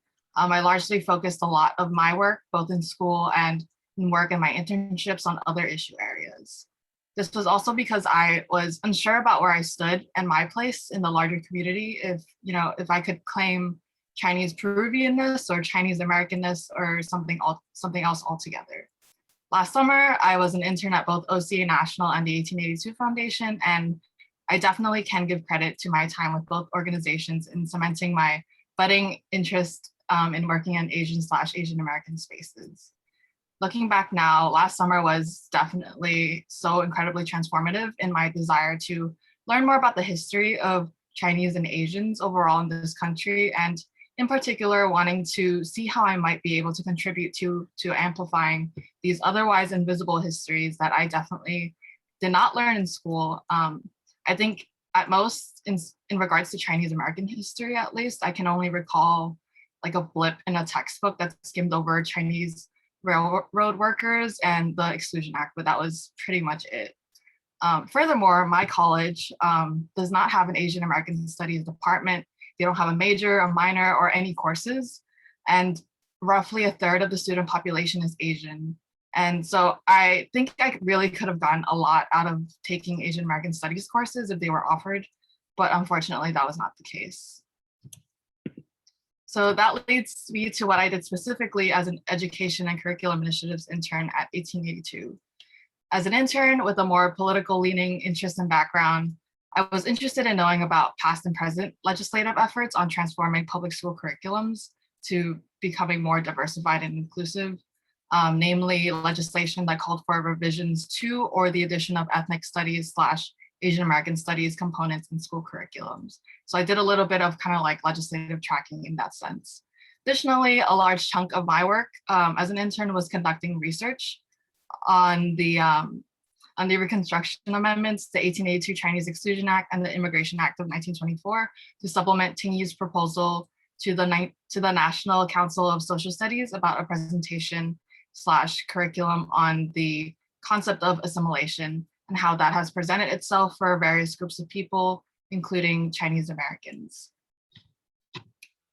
So here are just a couple of snippets of the presentation, which we presented last December to a number of educators at the conference in the hopes that we could inspire them to potentially incorporate this content in their respective classrooms and reframe how we approach the ideas of belonging, assimilation, and identity in the United States.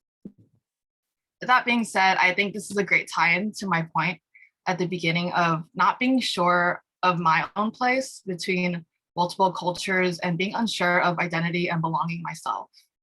After last summer and all the work on the assimilation presentation, it too has made me reframe my idea of Asianness and Asian Americanness.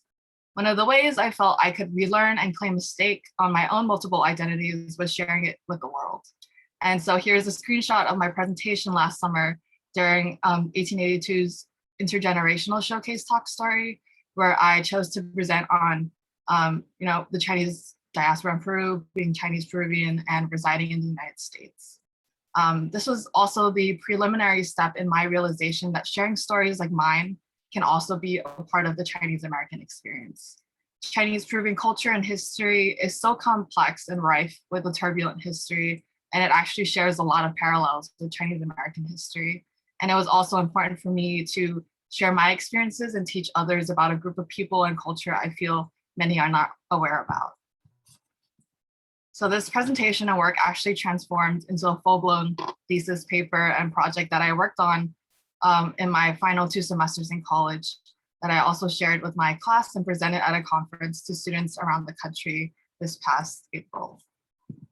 So through my time learning about what it means to be Asian American and taking part in the growing effort to incorporate more Asian American histories into our educational spaces, I was able to do some self-exploration, deep research, and share with the world the direct connections being Chinese and Asian in the US has to the greater global Chinese diaspora. So that leads me to the present. So what am I doing now post, my 1882 experience and upon my very, very recent graduation? Well, I personally think that everything I've done in the past has some way somehow led to the present. In other words, kind of this like ripple effect. All of the work I've done has in some way has a tie-in to this perpetual learning and unlearning and mutual teaching. So right now, since last year, I've been working with the New York City Campaign Finance Board for their program called Repower NYC, and it basically aims to bolster youth civic engagement in New York City. And I primarily work with and oversee 14 high school students. And our focus right now, since this year is a really important election year for New York City, we're electing our new mayor, all city council positions and other really big local positions. I think that really ties into how legislators are one of the key players who can effectuate change in our school systems and curriculums, amongst other things. I know they're not the sole change maker, but they're definitely one way that we can, one way we can push, have a personal stake in our own personal cities. And for the youth and youth voters, these high school students I'm working with, they can't vote right now, but in the very near future, they'll be able to. I want them to know that local elections matter kind of a bit more than I would say general elections for the presidency and the Senate, because these are people who work directly with your district. These are the people that, they enact legislation that will directly affect, the schools you go to, the programs that you're in, et cetera, et cetera. In addition to that position, I'm also, this past week was my first week starting at my full-time job as a programs and communications associate at this nonprofit called All In Together. And what it aims to do is educate, empower women to be civically and politically more engaged. And that definitely ties into the work I've been doing with Repower NYC and also just my budding interest in education. And lastly, I have been since last April with the backdrop of COVID and the pandemic, we've definitely seen a lot of economic strain felt by small businesses. My family has a bakery and we definitely were no exception. And so we worked with this nonprofit called Send Chinatown Love. And we were the first merchant, and they launched our bakery as their first merchant to get donations and support us financially. So it's been entirely reliant on completely volunteer pro bono basis. Everyone is working for free there. And I think it's really a testament, I personally am witnessing, Asian communities coming together to pitch in and really support the backbone of New York City, which are small businesses. And so, yeah, that's what I've been doing a lot, I think. But it's been super fulfilling for me, and I definitely want to keep going. And so, yeah, so this this time roughly marks my 1-year anniversary, basically, of starting as an intern at 1882. And I think it's such a great way to come full circle presenting this presentation before you all today. I definitely want to give special thanks to Ting-Yi, the 1882 Foundation team, and a shout out to the summer 2020 cohort of interns, and as well as just wanted to wish good luck to all the new interns. So yeah, that's all for me. Thank you so much for tuning in, and I hope you enjoyed.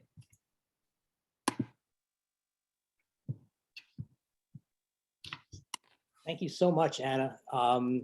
I think one thing I can say, and I'm sure everybody at 1882 would share in this too, is we've just had incredible interns, over the last few years, and just their interest, their enthusiasm, their hard work that's gone into some of the things is evident. I'd sort of just like to, lead off a question to both Diego and Anna, and then leave it up to the, rest of the people in the audience to ask questions, and give a chance to ask both Anna and Diego a couple of questions. But one of the things here is you guys both have a kind of a much different perspective than most of the people in the audience. Frankly, you're just a lot younger than the rest of the audience. And yet your enthusiasm, your interest in what you've taken on here has been incredible. But if you could distill it down to just, one takeaway that's maybe the most important one for you in what you've learned in the last year and a half or two, and if you could somehow instill that same kind of takeaway into others, what might that be? And I'll start with you, Diego. Yeah, so I think honestly, like the point where I feel the initiative was elevated just a higher point was when, like I talked about, like when I realized that really there's a lot more potential for organizing when you do it on a coalition basis. Because like I said, like there's a lot of issues, like just specifically with this on education, where it's really a common grievance that a lot of groups have and that are pushing for individually. But there's just, I feel like, a lot more power when it's concentrated, and therefore the ability to make changes is greater. Thank you. Anna? I kind of touched upon it in my presentation, but I really think just recognizing, being cognizant of the fact that you don't really know much to begin with about any topic, like just being like very like humbling yourself and knowing that like it's a perpetual process of learning and unlearning. I feel like I've only begun to scratch the surface of like learning about Asian American history. Even like after extensive work with you, Ting-Yi, I feel like I still don't know anything. I want to give myself credit, of course, but like it's definitely just like a way to keep myself constantly learning and knowing that there's so much out there that we don't know yet, so much out there that so many like histories that haven't been shared yet, because I think largely due to the fact that, the American curriculum, like public school curriculums, are like they really tend to downplay the severity of a lot of events. So we don't get to see like the true extent of a lot of these historical events, like in particular things that relate to violence and like those like less easier to talk about topics. So just understanding that like there's so much out there to learn, and like just being excited about the prospect of, like getting to that point where I like have some semblance of understanding for these topics is like what keeps me going personally. And I hope that's like what keeps like the younger generations, well, I am part of the younger generation, but like keeps like the youth going. Thank you. Something you just said in terms of just the learning, I was in a conversation yesterday with a curriculum coordinator here in Virginia about trying to implement some of the Asian American content into the curriculum. And one thing that he was saying to me about just the general knowledge of teachers and why it's so important to give contextual understanding to a lot of what we're doing is teachers, or we all, really don't know what we don't know. And so we're starting from a kind of very basic point where we're trying to educate people, including ourselves, about a lot of this information, trying to narrow that down too through a filter of saying, okay, what is it really that we want to try to get across to teachers and then of course to the students. And this is a kind of way just to introduce one other topic that I wanted to mention really at the start in terms of the work that 1882 has been doing, and also now with my role at Asian American Education Project, is how do we get to embed these stories into the curriculum? How do we manage that? And there are partner organizations, there are collaborations going on in so many different ways. And a key part of that, at least in the work that we've done in the last year, has been with, because again, I'm based in Virginia, is with Virginia Humanities. And we're in the midst of our second grant right now. And part of what Anna and I did in terms of assimilation was keyed off of the really the issue that in revising the standards of learning here in Virginia, they were still continuing to use that term assimilation and melting pot sort of as the model of what we were moving towards. And that really kind of disturbed me. One other question, I'm not seeing here questions pop up right at the moment for him, but I'm going to switch over to Diego and also have Anna deal with this afterwards. But you guys represent also a little bit of a difference in background. Diego, as I understand it, you're not Asian American yourself at all, right? So I kind of want to bring that to everybody's attention. And I think we got from your presentation kind of an understanding of nonetheless why you became very interested in this. But if maybe you kind of go into your own background a little bit and how it connects, especially when we're talking about the intersections of the different experiences of people of color here in this country. Yeah, so my family is all from Mexico. On my dad's side, they're Jewish, but they went to Mexico in like the 1920s. So we're like culturally mostly Mexican. I spent a lot of time there, probably around 3 years living there. So that's kind of my experience. Something I left out of the presentation because I didn't want to make it too much about myself. But that same teacher was very racist. She didn't let me vote in a class election. I was the only Hispanic kid in the class. She questioned my citizenship a few times. She would speak to me in like a phony Hispanic accent, things like that, which is, the point, like the reason why I got really into history and these kinds of topics was because I felt like instinctively I knew what she was saying was 100% like factually incorrect, and I knew it was wrong. But one is I didn't have the support from the administration to be able to do something about it, and then the other thing is I didn't have the knowledge of history to be able to tell her like that is incorrect, this is what happened. So that's kind of what pushed me into it. And just a lot of incidents like that. Where I live is pretty white. So that's just been kind of my experience growing up, is, hearing slurs and things like that. Thank you very much. Anna, your thoughts on that? Again, just kind of speaking about intersectionality of experiences. And of course, you have your Peruvian American Chinese background to play off of as well. But your thoughts about that? Yeah, I think I've been like very, very lucky to have grown up in New York City. Just like, yeah, I'm just like very, very lucky to have immigrated to New York City of all places.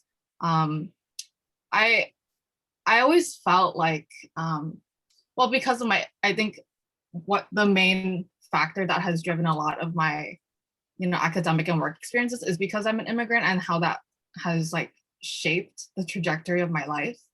I struggled for so long with like identifying as Asian American, because to this day I don't really identify as Asian American.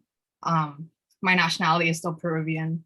A lot of my like earlier years in New York, I really struggled with like feeling like I belonged. My first language was Spanish, so like I didn't even learn English until I got to school. So like that kind of like tumultuous like assimilation to this country has still deeply impacted my life to this day. It's not like you move here, you like suddenly belong and then everything's okay, right? Just because I live in New York City doesn't mean that like, oh, like, yeah, I like see very familiar, like I see faces that look like mine for sure. And I'm very grateful for that, and definitely know how lucky I am to just like be amidst all this diversity. But at the same time, it's just from like an immigrant perspective, I still really, really struggle. Just coming to terms with like, if this country ever sees me as American. So yeah, like, because just like, I think, not to make this like political, but like, you know, the past previous administration has definitely made it harder, I think, for immigrants to feel like they belong. I'm definitely like a 1.5 generation immigrants in that like, I'm very different from my parents because they barely speak English, and I'm like essentially I'm fluent in English. I like, you know a lot of like cultural norms in the US, so things like that. But just like recognizing, you know, like I still really struggle with my identity, and like, I don't know what I'm trying to get at here, but just like all this internal struggle really drives my motivation to like work in these spaces, to work for like better recognition of Asian American studies and things like that. So yeah. Thank you. Those whole questions of identity and belonging, which is I think sort of the thrust of what we were trying to do with that assimilation piece, that, you know, it's not just to assimilate and become like somebody else. It's how you somehow really get in your own internal sense of belonging. I've got two quick questions, and then I think we have to wrap up, unfortunately. To Diego, there's a question here about what would you have done differently in your strategy? What advice would you give to someone who maybe finds a similar passion to what you have? I can't really think of what I would have done differently, because I feel like we did the best, like it was the best outcome that we could have really hoped for, being realistic. I think the most important thing was just knowing where you're organizing, and like knowing what it is that, you know, what are the concerns of the constituency that, you know, you're organizing around, and you just have to be able to kind of manage that, which was big for me, because like I said, like my community is pretty conservative. Like we're one of only 8 Republican districts in California. So it's not your typical, you know, what you'd expect from California. So yeah, that was probably the most important thing, is just understanding where you live. Thank you. And this one, each of you has about a minute. I'll start here with Anna on this one here. What advice do you have to young students who are very interested in learning about the AAPI story and raising awareness on AAPI issues, but might be wondering about the best place to start learning more? Yeah, for me, I definitely did a lot of my learning from like local community-based groups. And like I am a big advocate of like mutual aid, and like these kind of like community-based organizations. Definitely do the research to see like if there are any Asian American Pacific Islander community-based organizations first. And I think because they're definitely most receptive to like talking one-on-one with people, you can just give them a call, shoot an email, they'll probably answer, compared to like maybe like someone, you know, like a politician or something, you know. So I definitely think that's like one of the best ways to start. Diego? Sorry, I blanked out. What was the question? It's basically here, what would you do to raise, if someone who... Okay, got you. Right. Okay, yes. So I've been in the process of doing that, because I'm going off to college, so I won't be able to be as active on the committee. So what I've been doing is I've been speaking with some of the student groups at Whitney High School, and they've kind of put together like a coalition group to kind of, I don't know if I want to say like take over, but do this kind of work in the future. And so for them, I gave them like a reading list, and gave them like, I just talked to them, and just like, I think the reading list is important because it kind of gives you like the backing for the work, like just like the basic understanding. Yeah. Thank you both so much. I really appreciate, you know, all the efforts you've gone through already, and just the work you do, and obviously going to be continuing doing much of the same thing. I just want to add one note before we transition off of this particular piece, and that is one of the goals of what we're doing here with Virginia Humanities, and also our work with the OCA task force, is to try to create an educator's toolkit that would enable teachers to have much easier access, and we'd be a filtering system through the toolkit to be able to kind of get those resources and lessons and materials, multimedia systems in place so the teachers can really make use of what resources are out there. And the role you guys are playing in this is terrific. I really want to be able to do more with that. And any of you out in our audience have suggestions about the ways we can do that, that would be very much welcome. In fact, we are going to stay on here during the next break, which will be about 10 minutes before we pick up at 3:15 again, but we'll stay live and I'll stay here and we'll take questions that you have directly by unmuting yourself and doing that, or if you want to put things in the chat, that's great. But either way, we're going to stay live here for about 10 minutes so that you can talk to us and give us any kind of feedback or questions that you might want. And thank you all very much. Appreciate everybody's attention and also the work of Anna, Diego, and Peter, who unfortunately couldn't be with us the whole time. But thanks again. And when we come back, I'll turn it over to William Gao and the panels for the roundtable discussion that will continue then. Thank you. So my name's Ted Gong, if you can hear me. And what we're going to do is, you know, the thing about Zoom conferences and you don't get that in-person thing where you sort of can sit around and chat and stretch and meet other people on the sideline. So we thought, well, let's have 10 minutes in which we're going to unmic everybody, and you guys can just hang around and chat if you want. Get up, stretch, get a glass of water, look around of the names of the people in the audience, give a shout out to them, and just chat. And then we're going to come back at not about 10 minutes. We're going to come back exactly 10 minutes. Linda's going to watch us, and William Gao is going to lead us into a final discussion of what's going on. I think Ting-Yi has left a lot of unsaid things too. He was with 1882 Foundation, still is. We haven't given him up yet, even though he's getting paid by AAJ, Asian American for Advancing Justice. And they're starting a new program, the Education Project. He's been involved with the OCA projects, which is a collaborative with OCA, Chinese American Citizens Alliance, and that's been going on for a while too. So there's a lot of things that we can explore just by examining with Ting-Yi, and I think Charles Mao is on the online too, and other people who might be involved with the OCA projects and other projects. Talk about different approaches. That's one thing I like to sort of get into. How do we as individuals, Diego, you are actually very outstanding, and it's good to see a face with various emails that we've exchanged. But oftentimes we just think that we need to have that organization, and we certainly do, to make a difference. And I think Diego and other people have, and I think other young people have shown that do it, and then you might make some changes. And that's something to think about. So different approaches. How do we go about making changes? Do we insist that we always have a state legislature pass the requirement that K-12 grades require to have Asian American studies? And what does that entail? Can we get into talks like that? What is holding up the implementation of the California's SP requirement to have a curriculum, K-12 Asian American studies taught in the school? What's holding up things in Chicago and so forth like that? Or what is happening and what is doing in Chicago and other places?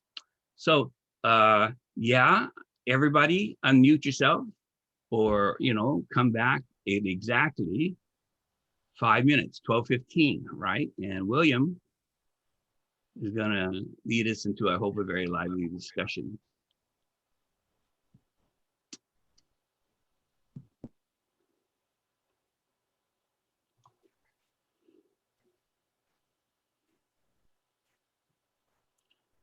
I'll add one point to what you just said, Ted, in terms of legislative efforts. I think many people know that Illinois did get through both houses. I believe the bill calls for a unit that has to be taught at some point during elementary education, another unit sometime in secondary education on Asian American studies. And it calls also for, I think, commission to develop a sort of curriculum for that. that's one example of the kinds of things that are going on. Ethnic studies is in different stages at different places in certain states. In California, they just came up with a model curriculum for what is supposed to be taught, but they couldn't get through the bill that requires a mandate for teaching ethnic studies throughout the state. And I know too that in Los Angeles, there's a struggle right now to try to get in place the curriculum that's supposed to open up in 2022-23 that deals with ethnic studies that covers 5 areas. One is a broad kind of category that touches across all different ethnic groups called identity. Another one focuses on American Indians. Another one focuses on the African-American experience. Another one on Latino experience. And the 5th one is on the Asian American experience. But there's a whole range of other kinds of things going on too around the country. And some places that seem a little bit surprising. I know that there's been now some talk about doing this kind of broader study, either of Asian American studies or ethnic studies. And by unlikely places, I'm thinking of places like Alabama, South Carolina, Arkansas, that I've heard rumblings about some of those kinds of places. I know in California in particular, it was hugely controversial to even make the model curriculum. One of the people I mentioned in my presentation, Stacey Greer, who works with the History Project, she took part in the last round of making the HSS standards. And there's just a huge controversy right now, and the legislature is kind of hesitant to put real teeth on the bill just because of where it's at right now. That's a good point. I was working with some people in Connecticut a couple weeks ago. They already had something that mandated, inclusion of African American studies here, and so there wasn't a vehicle to do anything, beyond that. And so when they started creating a bill for ethnic studies, it excluded the African American experience because that was already taken care of. But it also had, Latinx studies, women's studies, LGBTQ studies, Asian American studies. And economics. That was kind of the weird one. So all of a sudden, everything gets thrown into these pots, and how you begin to create a coherent curriculum around all that becomes a very difficult question. I wonder, what do you all make of the current debate over critical race theories, and does anybody have any thoughts about that? How do you respond to that? How do you react to that?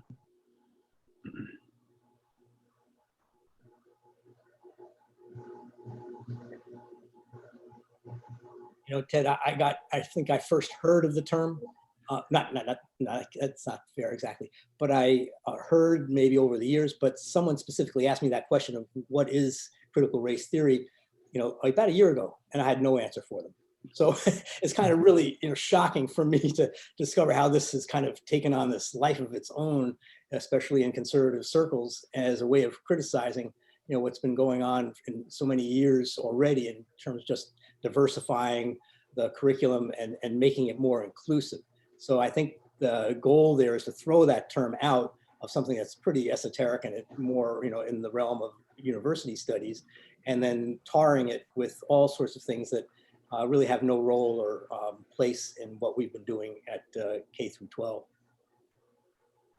Yeah, this is Charles. Yeah, in trying to study CRT, online and look at the literatures, another term also comes in, anti-racism. So they claim that a lot of these principles of these theories or whatever were already implemented in a lot of the high school curriculum, local high school curriculum. I mean, whichever schools that offer ethnic studies and stuff like that. So it is already ingrained to some extent in some of these lessons plans in, at least in California high schools. That's what I heard. Okay, I think that's a good place to transition to the second part of our session today. Hopefully everyone's back from break. Yeah, I'll just welcome everyone back for the second part, which is our roundtable discussion moderated by William Gao. Just to introduce William a bit, William Gao is a San Francisco-based community historian, educator, and documentary filmmaker, a fourth-generation Chinese American, and a proud graduate of the San Francisco Unified School District. He holds an MA in Asian American Studies from UCLA and a PhD in Ethnic Studies from UC Berkeley. He taught history for nearly a decade in California public schools and is currently researching and writing a book about Los Angeles Chinatown and its relationship to Hollywood cinema in the 1930s and 1940s. He now works as a lecturer at Stanford University, where he teaches courses in Asian American Studies, and history. And in the fall, he will begin a position as an assistant professor at California State University, Sacramento. So Will, thank you so much for moderating today, and please take it away. Thank you. It's a pleasure to be here. I'm going to take a moment to introduce our panelists, and we'll jump right in. I think the conversation we're about to have will build nicely on the two sessions we had earlier today. So first up, Diane Choi is the Youth and Family Programs Coordinator at the Milwaukee Art Museum. She has worked as an educator at the Whitney Museum of American Art and the Museum of Chinese in America in New York City. And she has worked as an associate third grade teacher at Ethical Culture Fieldstone School. Diane is a graduate of Dartmouth College and has a Master of Science in Museum Education from Bank Street College. I'm happy to be here. Thank you. Ting-Yi is a lifelong educator. We've just heard from him, but I'll read a little bit more of his bio. And pleased to have recently joined Advancing Justice, AAJ, as the Director for Asian American Education Project. Prior to this position, he was the Education Director of the 1882 Foundation. Ting-Yi holds a BA in History from Hamilton College and an MAT from Brown University. He joined the Peace Corps after college and spending 2 years in Korea in a rural agricultural development program, and served after his return in Washington as the Korea Desk Officer for the Peace Corps. After his MAT, he went on to a 25-year career teaching social studies to middle and high school students in Virginia's public schools, followed by 10 years as a high school administrator in Fairfax County and Loudoun County. He also found an opportunity to teach in Scotland as a Fulbright exchange teacher, and a few years later spent a year teaching in the Dominican Republic.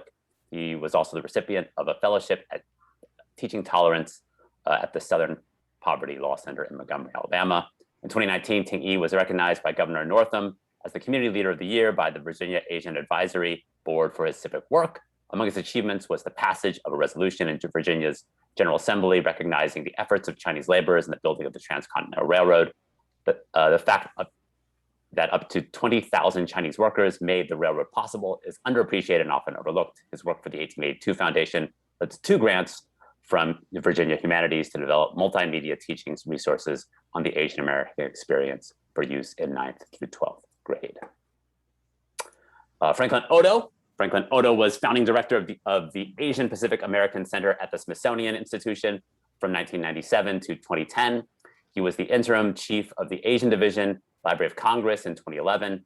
Odo was among the few faculty members when Asian American Studies was established at UCLA, and has served as a professor of ethnic studies, history, and/or American studies at several universities, from the University of Hawaii to the University of Pennsylvania, Hunter College, Princeton, and Columbia University in the 1990s. He has published No Sword to Bury, Japanese Americans in Hawaii during World War II, and most recently in 2013, Voices from the Cane Field, Folk Songs from Japanese Immigrant Workers in Hawaii.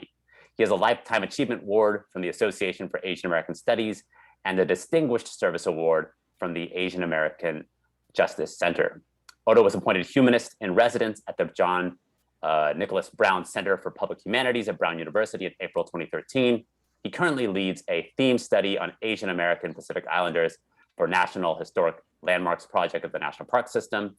He is currently John J. McCloy Visiting Professor of American Institutions and International Development at Amherst College. Dinesh Sahoni is Professor of Sociology and Director of Asian Pacific Islander American Studies Program at William and Mary. His research examines the significance of race, ethnicity, nativity, and citizenship in social institutions such as education, the military, marriage, media, and law. His work has been published in such journals as Social Forces, Social Problems, Sociology of Education, Law and Society Review, the Asian American Law Journal, the Ethnic and Racial Studies. Professor Sahoni regularly teaches classes on race, immigration, demography, and law. Professor Sahoni also serves as the co-chair of the Asian Centennial at William & Mary, commemorating 100 years of Asian American Studies students at William & Mary. And finally, but not least, Cynthia Sen is the president of the Association of Chinese Teachers in San Francisco. She has been with the San Francisco Unified School District since 1999. She has taught at the elementary, middle, and high school levels with a special focus on English language learners for the past 18 years. So it is my pleasure to welcome all of our panelists here, and hopefully we have an engaging discussion over the next 40 minutes or so.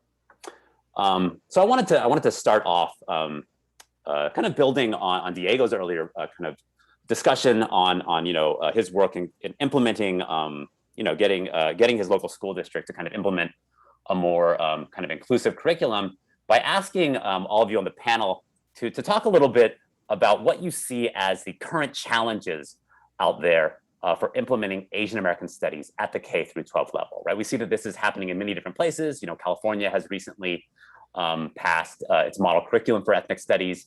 And we see, pushes like the one that Diego is leading all across the country at different areas to kind of implement Asian American studies. So what do each of you in your various capacities see as the challenges for doing this at the K through 12 level? And I'll let any one of you begin speaking.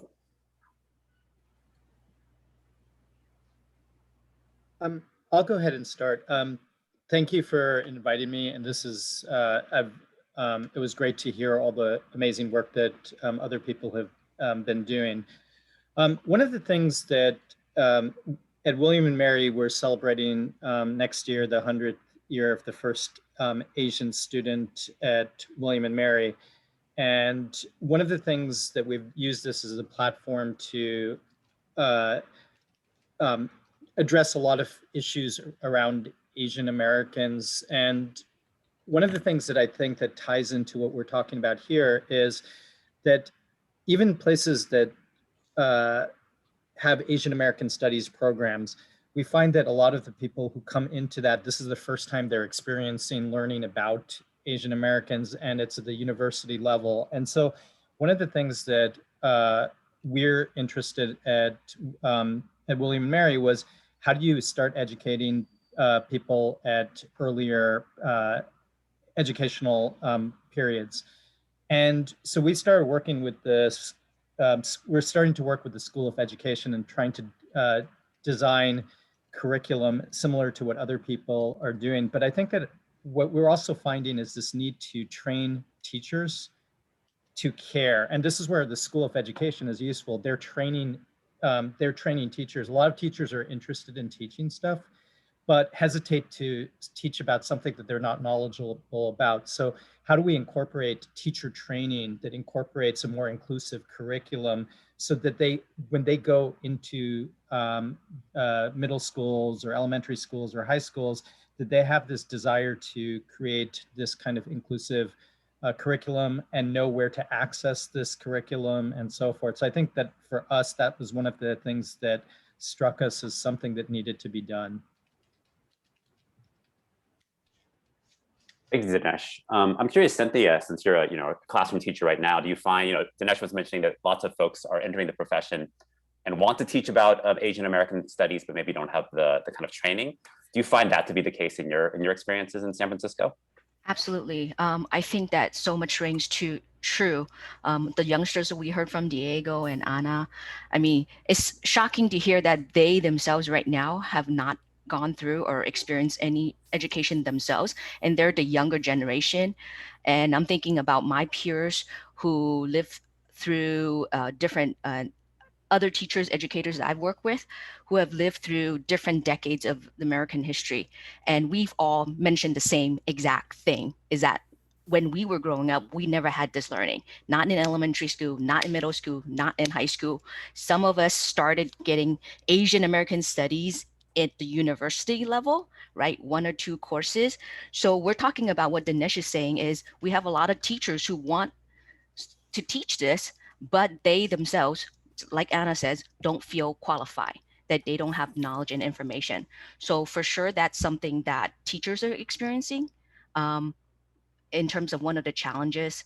So it was interesting to see in the earlier first session, in terms of the lessons, to have the teacher notes, right? To have the teacher notes, the cheat sheets, the information that the teachers themselves are learning hours, weeks, days ahead of the students before we present it to the students. And that really is reality for many of us. Thank you. I'm curious, Diane, I know you have a background in museum studies and worked at a number of different institutions. What role do you think museums can kind of play in this kind of bridging of knowledge between, the gaps of knowledge that might exist at the K through 12 kind of teacher level? Yeah, thanks, William. I actually was thinking as you were bringing up some teachers' discomfort with teaching this curricula. I mean, as a teacher, you can only pass on to your students what you yourself are familiar with. So what I was going to say, absolutely use your museums. You can farm out the teaching to them until you yourself feel comfortable. I'm actually going to drop, William mentioned that I worked at the Museum of Chinese in America in New York City. I'm just dropping a link to their resource page for schools. There's also resources there that you can use with students. There's things for teachers. There's a virtual tour. One upside to us all being virtual as we are right now is that museums and other institutions have made virtual versions of their programs. So you can either pay a fee and have the educators actually work with you. You can use the video resources that they have online. So there's a lot of opportunities there. Even if you're not local to the New York City area, you're absolutely welcome to use MOCA's resources. And there's so many wonderful Chinese American and Asian American museums across the country that are also really happy to fill in those gaps of, the information that you yourself as a teacher did not learn, unfortunately, in your own education. So yes, thank you. Museums, please use them. So Franklin, I know you're one of the founders of Asian American Studies, and thank you for all that you've done, your contributions to the field. But having been in Asian American Studies since the foundings in the late 60s and early 70s, what are the impediments? Like, Asian American Studies always talks about, from the very beginning, the student strikes at San Francisco State, people were calling for this connection between community and the academy. Why haven't we had more movement on this? Why has Asian American Studies been stuck at the kind of university level without kind of filtering out into broader society and particularly into K through 12 education more? Oh, very good question, William. I think I would mention first that in fact there has been a fair amount of progress. So this symposium is evidence of that. So back in the 70s, this kind of gathering would have been impossible. So yes, both at the national level, emanating from Washington, DC, in the nation's capital, to regional and local efforts, I think there has been some progress. But on the other hand, the half-empty side. So I'm teaching now at Amherst College, which is I'm told, one of the elite private liberal arts colleges in the country, very wealthy. It has an undergraduate student body of just under 2,000 students. It has $1 million of endowment for each student. So yeah, it's a mind-blowing kind of figure. But the students at Amherst College since the 1970s have been pushing for an Asian American Studies program of some sort. And when I arrived here in 2015, there was one person teaching Asian American Studies. So when I arrived as a visiting prof, I immediately doubled the faculty. We now have several people, so there is some progress. But I think this is unfortunately true all over the country, that even in college and university levels, faculty and expertise are insufficient. So we still have a lot of work to do. And Ting-Yi, your presentation earlier was wonderful, and it's obvious that you've been spent so much time around K through 12 education, as a high school teacher and administrator, and now this work with this DBQ project. Like, where do you see the impediments lying for this? I've been encouraged that one impediment is not on the part of teachers' willingness to learn about these things. I'll repeat what I said before about they don't know what they don't know, and I think several of the other speakers have already addressed that as well. So there's a context issue really to try to get that done. The other, I think, major impediment really is structural within the schools. I'm a bit of a skeptic about mandating any kind of course, whether it's ethnic studies or a specific Asian American studies course, because of some of the issues that people have already kind of touched upon. But there are so many requirements on a school already. That's why I'm just incredibly amazed at what Diego was able to do in his school in Rocklin, California, because just in my working with some divisions in schools, getting a new course into a high school is a monumental achievement. And if it's mandated, there's some pushback always from that, both from teachers and I think often within the community. So I think that's a major impediment.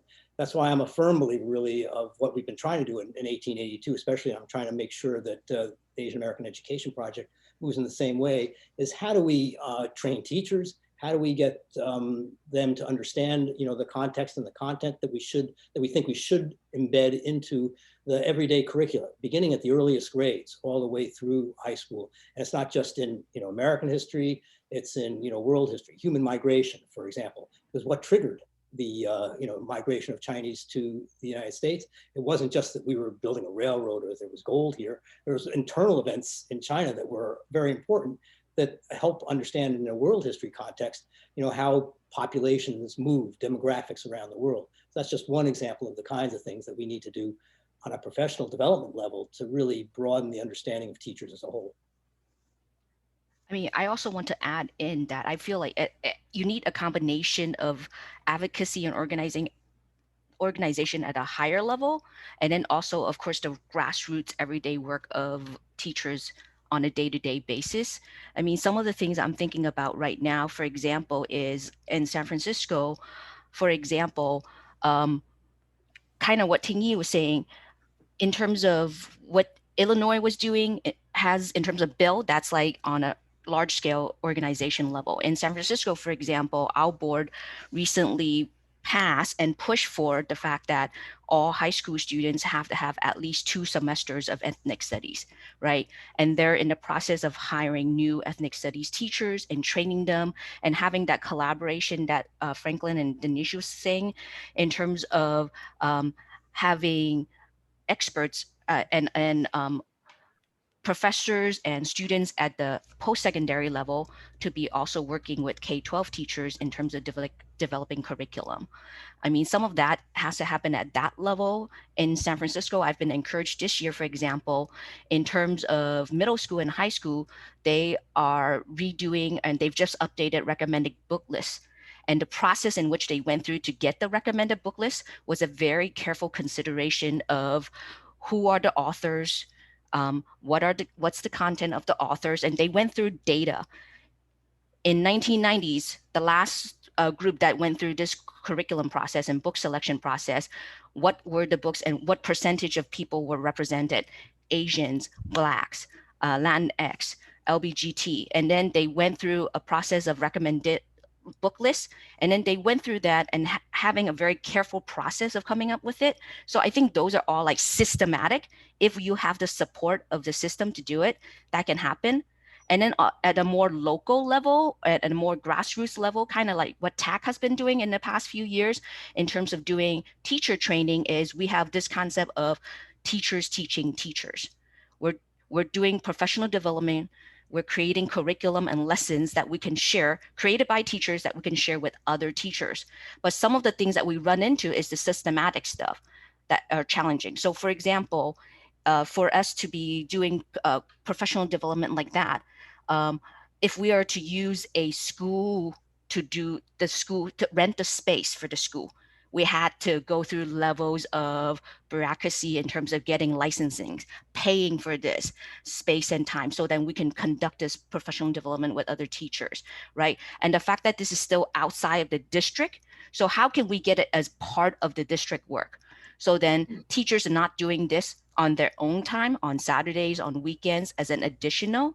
So then teachers, the districts will provide space and time for teachers to be curriculum building and developing and doing all of this within the guidelines of their work days and within the guidelines of their job description, because not every teacher can afford what we saw today, right, in terms of the section 1. So I think it's like it has to happen in terms of system-wide levels as well as on a day-to-day basis. One thing I was thinking, Cynthia, as you're kind of talking about system-wide levels, is like, I have a concern as someone with a PhD in ethnic studies and someone who teaches Asian American studies right now. When we look around the country, there's this push towards, in some places like California, obviously it's wonderful. There's this embrace of ethnic studies, right? That's kind of like pushing for it. But in some more conservative states, there has been this, particularly in the last 2 to 3 months, this weaponization of what people are calling critical race theory, which is essentially like taking terms which are meant for kind of like political empowerment and kind of like social justice and kind of equality, and transforming in their rhetoric, transforming into something different, right? And so you've got conservative legislatures in places like, I believe, North Carolina, which are pushing bills to structurally keep systematically keep ethnic studies out of the school district. So how I can see a world where the Californias and the New Yorks of the world, students come out of there with a kind of like rich understanding of the kind of multiplicities of people and cultures that have kind of contributed to the United States, and then other places where discussions of race and racism are marginalized and had to be kind of like done by teachers under the table. So how do we address that on a structural level? Yeah, and I'll open that up to anybody.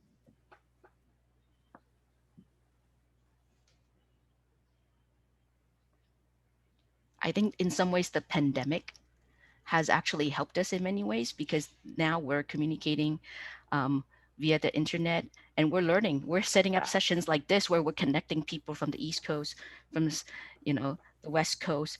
And so when we have those connections and we keep up that network, then it really doesn't, those are the pieces that we're breaking through any of that, a lot of the fear, a lot of the backlash that's happening. Thank you. Franklin or Dinesh, any thoughts on this as professors of that teach ethnic studies? I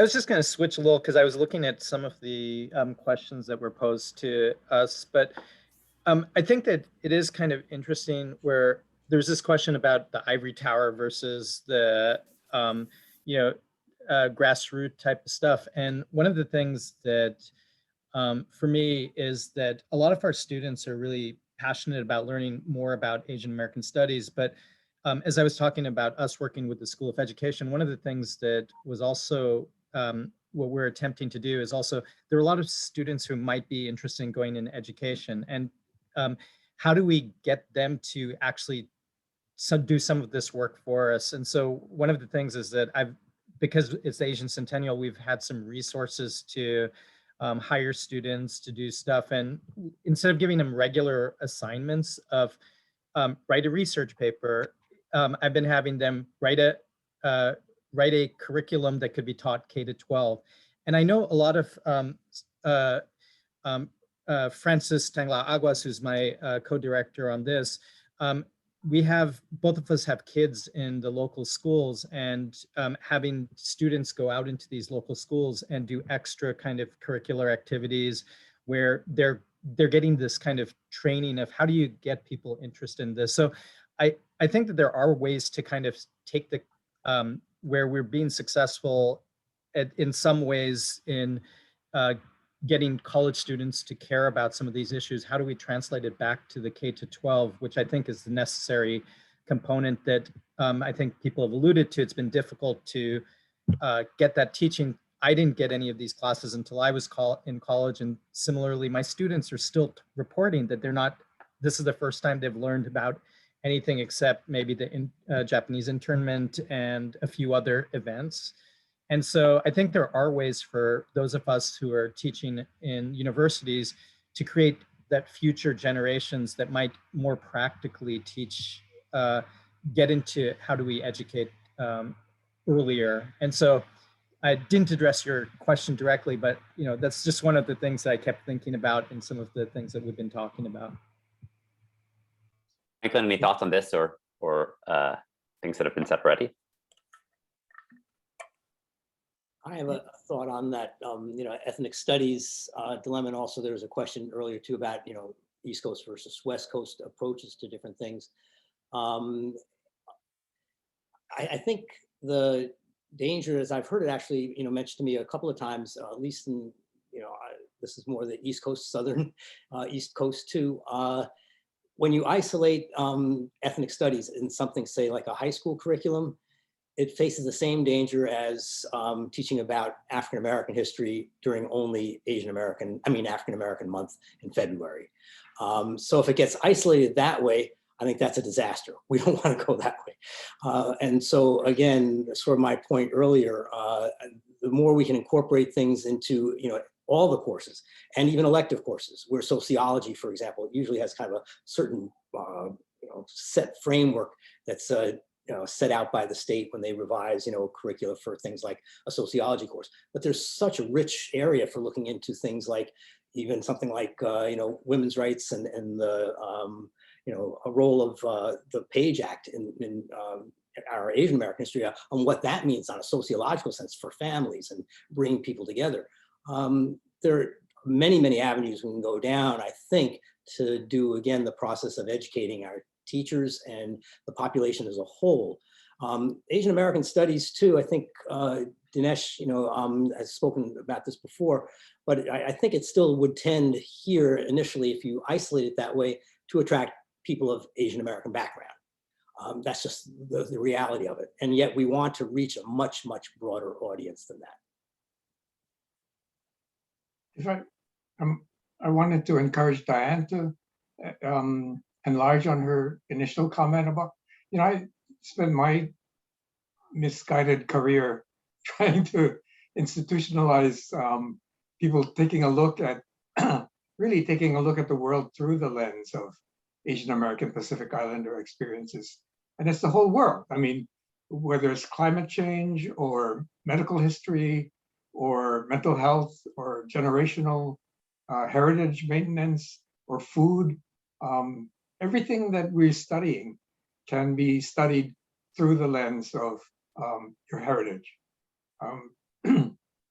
And I thought Diane's suggestion that you use people like museum curators or museums, historic houses. So I've done a lot of work with the National Park Service, with Library of Congress. So,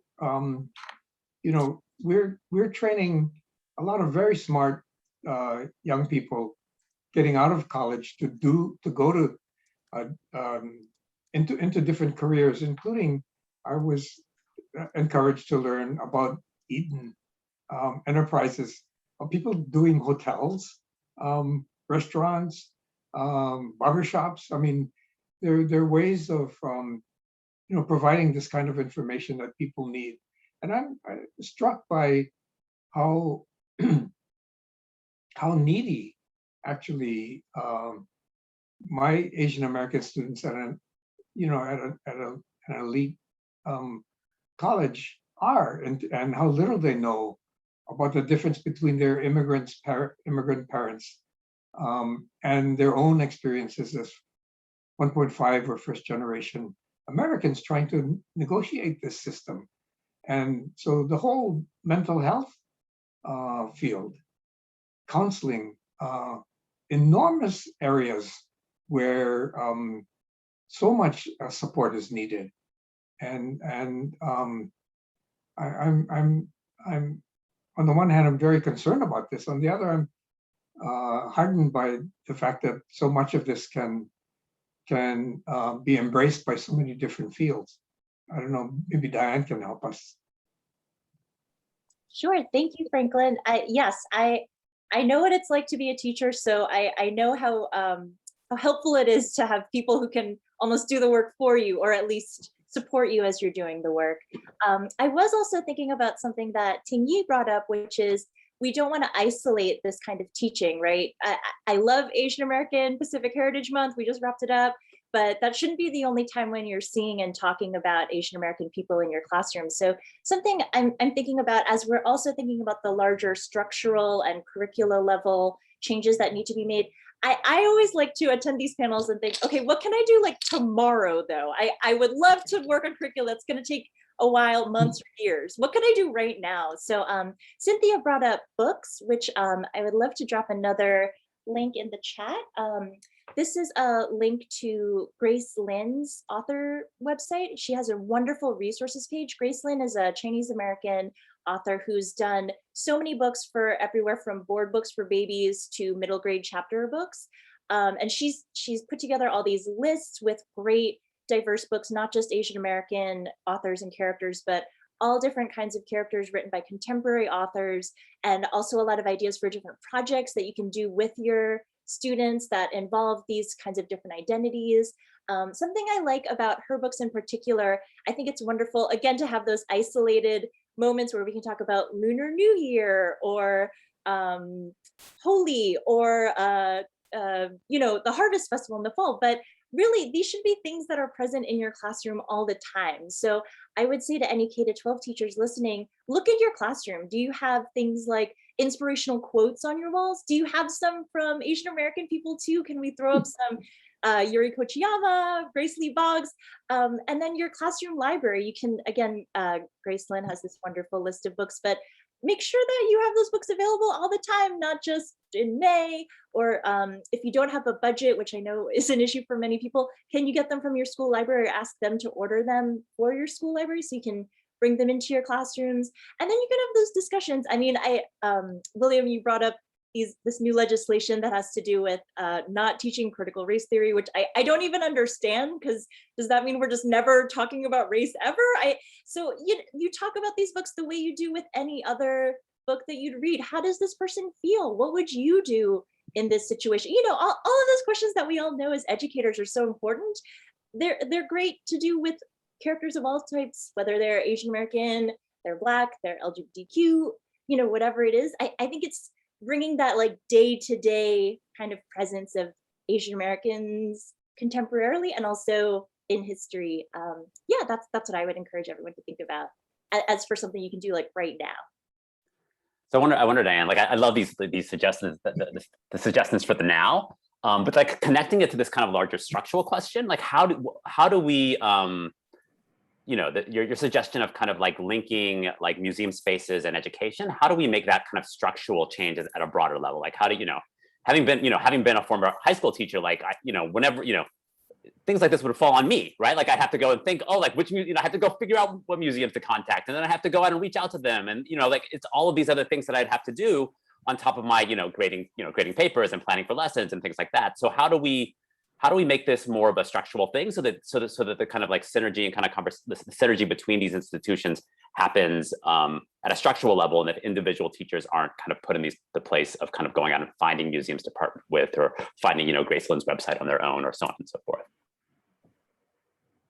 Yeah, if I can jump back in, I think looking at your existing school curricula. So for example, in New York City in 4th grade, every student at a public school studies immigration, which is obviously a huge piece of history. But at MOCA, they've actually tailored tours for those 4th graders so that they can come in. It fits right into the curricula. The educators there, they know what they're studying in class, so they can fold that in. So I would say look at the curriculum, the structures and programs that you already have.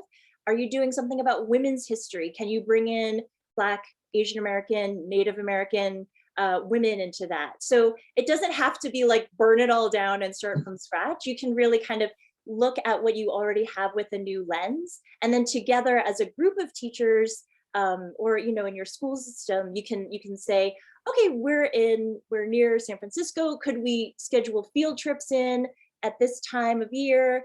Or can we do a virtual tour? Can we like split the cost, and can like a bunch of classes go in together, and like, can we do a virtual tour of Angel Island, which Cynthia brought up earlier? So I think not having to like totally redo everything, but rather reimagining what you already have can be a good, if nothing else, a transition to maybe a total reimagining. But I think again, I'm all about like what can I do right now, and I think seeing what you already have and kind of fitting in those extra perspectives can really be helpful. I'd also I was checking the chat, and Crystal mentioned public libraries, and I was also wondering if anybody who is doing K-12, I know that our public library has pre-K reading, and I know that when I was helping out with my son when he was in kindergarten, they would walk to the library and they would have a book. How to work with maybe public libraries to also diversify their. So do you have any experience for either Cynthia or Diane, where working with public libraries to kind of diversify their readings and work with local schools to make available reading hours or other types of things that they would get a more broad range of experiences? Absolutely. And I just put in chat just the overall greater collaboration between libraries, museums, and teachers. And I think we're starting to do that. So for example, at TAC, for the last few years, we've been part of the APIA biography project, which includes TAC, the Association of Chinese Teachers, in the Bay Area, mostly centered in San Francisco. And then, of course, our San Francisco Public Library, and then the Asian American Studies Department at SF State U, as well as Square and Circle in San Francisco, and putting all these people together and planning resources and finding recommended books around certain themes. So what we've done in the past has been an annual theme. 1 year it was on railroads, 1 year it was on Angel Island. This year it's been on court cases and social justice. So building on that and collaboratively creating lessons and highlighting books, highlighting authors, and read alouds and book talks in that way. So yes, we've been doing that. And some of us at TAC was just at the Chinese Historical Society in San Francisco yesterday, where they're asking some of the teachers at different levels, middle school, elementary, high school level, saying, here's our exhibit that we're bringing down, what is it are the main pieces at different grade levels are most crucial that we can now digitalize and make this curriculum. Our exhibit is coming down and we're putting a new one, but what are the crucial pieces of the exclusion exhibit that we should now put online for teachers to use? And what are pieces that we can then turn over to teachers? So that kind of collaboration. I'd also love to add, Dinesh, thank you for bringing up libraries. I love libraries. They're a great resource if you'd like to bring authors to your classroom. I know here in Milwaukee, we have a wonderful local bookstore, Boswell Books, and they'll coordinate with libraries and teachers to bring events. So if maybe cost is an issue or there's something about timing, you can do an asynchronous, or many different schools can participate to like spread any kind of cost. And they will help you set those up, because libraries and bookstores do that all the time. So I would definitely say libraries are wonderful for that. I also just, I work at the Milwaukee Art Museum, and I normally we're able to lend out books. We have a library, but because of COVID, everything's not available at the moment. So I work with our local librarians to make a list of books that we design into a nice little brochure for people to take home. So librarians are such a wonderful resource too. If you're thinking like, I want to do something with Asian American history, I don't really know where to start. Your local library, in addition to your school library, is such a wonderful place to go to with your questions. So thanks for bringing up libraries. Yeah, and I just want to highlight, for example, that in San Francisco this summer, the San Francisco Public Library, together with SFUSD, our district, together with the Human Rights Commission in San Francisco, has created an entire book list for the summer. Book list, authors and readings that is specifically for BIPOC. So people of color, Indigenous and Black. And these books are now 1,000 kids free 1,000 kits of free books for summer programs. So then if you come and you are connected, you just fill out Google form. My school summer program here, we want 20 sets of these books, and it's being offered. So that is happening because of collaboration between city, right, Human Rights Commission, and then the public library, and then also the district. So really connecting people, I think, at those levels.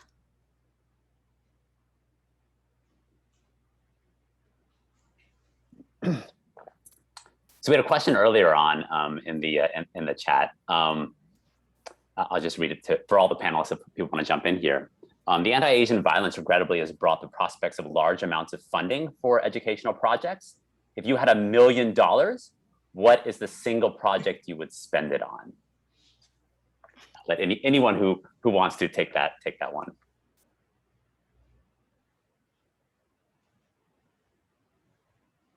We've been hitting this professional development theme pretty hard. I like Diane's point too, that we don't have to rely on teachers to absorb all this knowledge themselves, but teach them also how to use the resources around them, like libraries, like museums, and take advantage of really collaborative efforts to pick up the ball when they feel they may not have the information. So I think that's a key one. Also, too often, people like media specialists in the schools or in the community at the local libraries are left out of the marketing, if you will, of the professional development opportunities that are given to them. We focus on social studies or maybe English teachers for literature, but we have to maybe aim much more broadly at the teaching population as a whole in order to do it. So that's where I'd spend most of my money, at least if I had to do it that way. And of course, those are the budgets that often get slashed first, Other thoughts out there? I mean, we're kind of envisioning a new world here. We had unlimited funds. What could we do? Right. I think I go back to getting the teachers together and paying teachers to do this kind of work in collaboration within part of their actual job rather than volunteer work on the side, which many of us are doing. And so, yeah, definitely for that. And of course, giving books, resources, buying them, because we're spending hundreds of thousands of dollars. Okay, maybe not thousands, hundreds and hundreds of, yes, thousands of dollars buying our own books and then using it within our own classrooms. You just say, like, I remember when I was a teacher, I always hated when the school district would bring in some so-called expert to try to teach us things that we already knew, right? We always felt like, well, we could have done this ourselves. Like, why don't you just pay us to take the time, to have an extra prep period to do this? But yeah, so your point's well taken, Cindy. Other thoughts? I think buying time for people who are super busy is a good idea. I was going to suggest offer my colleagues as a resource. Higher education faculty are parts of communities. People don't always realize that I think Asian American faculty in particular, I'm not sure in particular, but faculty of color are inordinately called upon to represent their communities and communities of color and diversity routinely on campuses. And so in addition to teaching whatever they're mandated to teach, spending time on committees, spending time on search committees, spending time on outreach on diversity issues is something that is a burden that is not equally shared by faculty all over. Having said that, though, I think K-12 teachers can, in addition to using museum staff and librarians, who are really excellent, by the way, should call on faculty on their community or state college or university, Research One university campuses, and actually reach out to the faculty for help. I think they actually might appreciate that. I believe we're coming to the end of this session. I think we have next up is just open Q&A from the audience. So I want to invite people out there in the audience who have questions for us as a panel or anyone else who's spoken before now to drop your questions in the chat. And I'm happy to read them, or it looks like you can turn on your microphone and your camera and just ask a question. Yeah, so let's take a few moments. If people have questions you'd like to ask, this is our transition point to talk to us or anyone else who's presented today.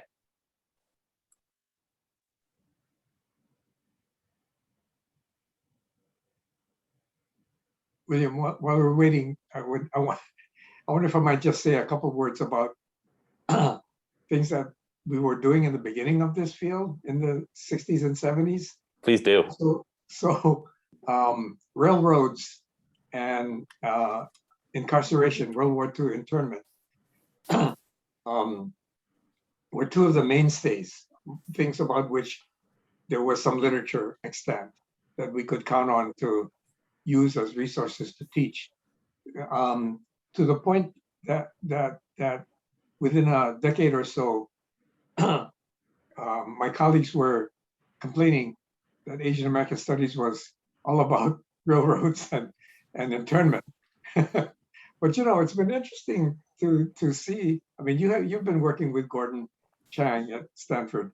That railroads are still such an important part of this new knowledge that we're developing, including Ted's work with the National Trust and the inclusion of the Summit Tunnels as one of the National Trust's 11 most endangered sites, and the fact that the federal government, through the Park Services now, has been for the last decade sponsoring at least $3 million a year in research grants for incarceration sites for Japanese Americans in World War II. So it's really sort of interesting that some of the stuff we started with that got criticized as being overemphasized are still alive and well. So there's a lot to the field, and there's a lot more that is new, like mental health and transnational and diaspora and all kinds of stuff that 1882 has been taking the lead on doing. So a lot of this stuff is really interesting and I think fascinating for people getting into the field as well.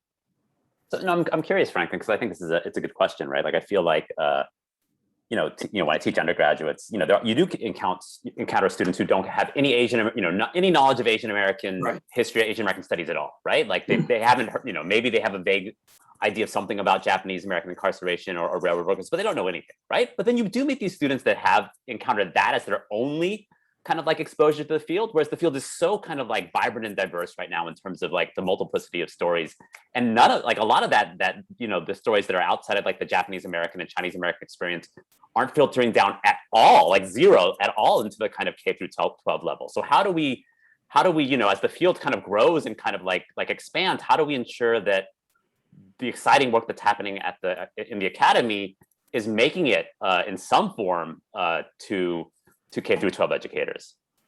I think some of that is going to happen anyway, because people in those communities, Southeast Asian, South Asian communities will demand to be included, that we stop using the term as an inclusive term unless we start including them.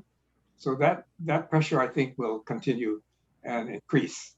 And I think we can do some things to encourage that, including on college campuses to include students from those communities into Asian American groups that are extant, and try to include them in our programs and courses as well.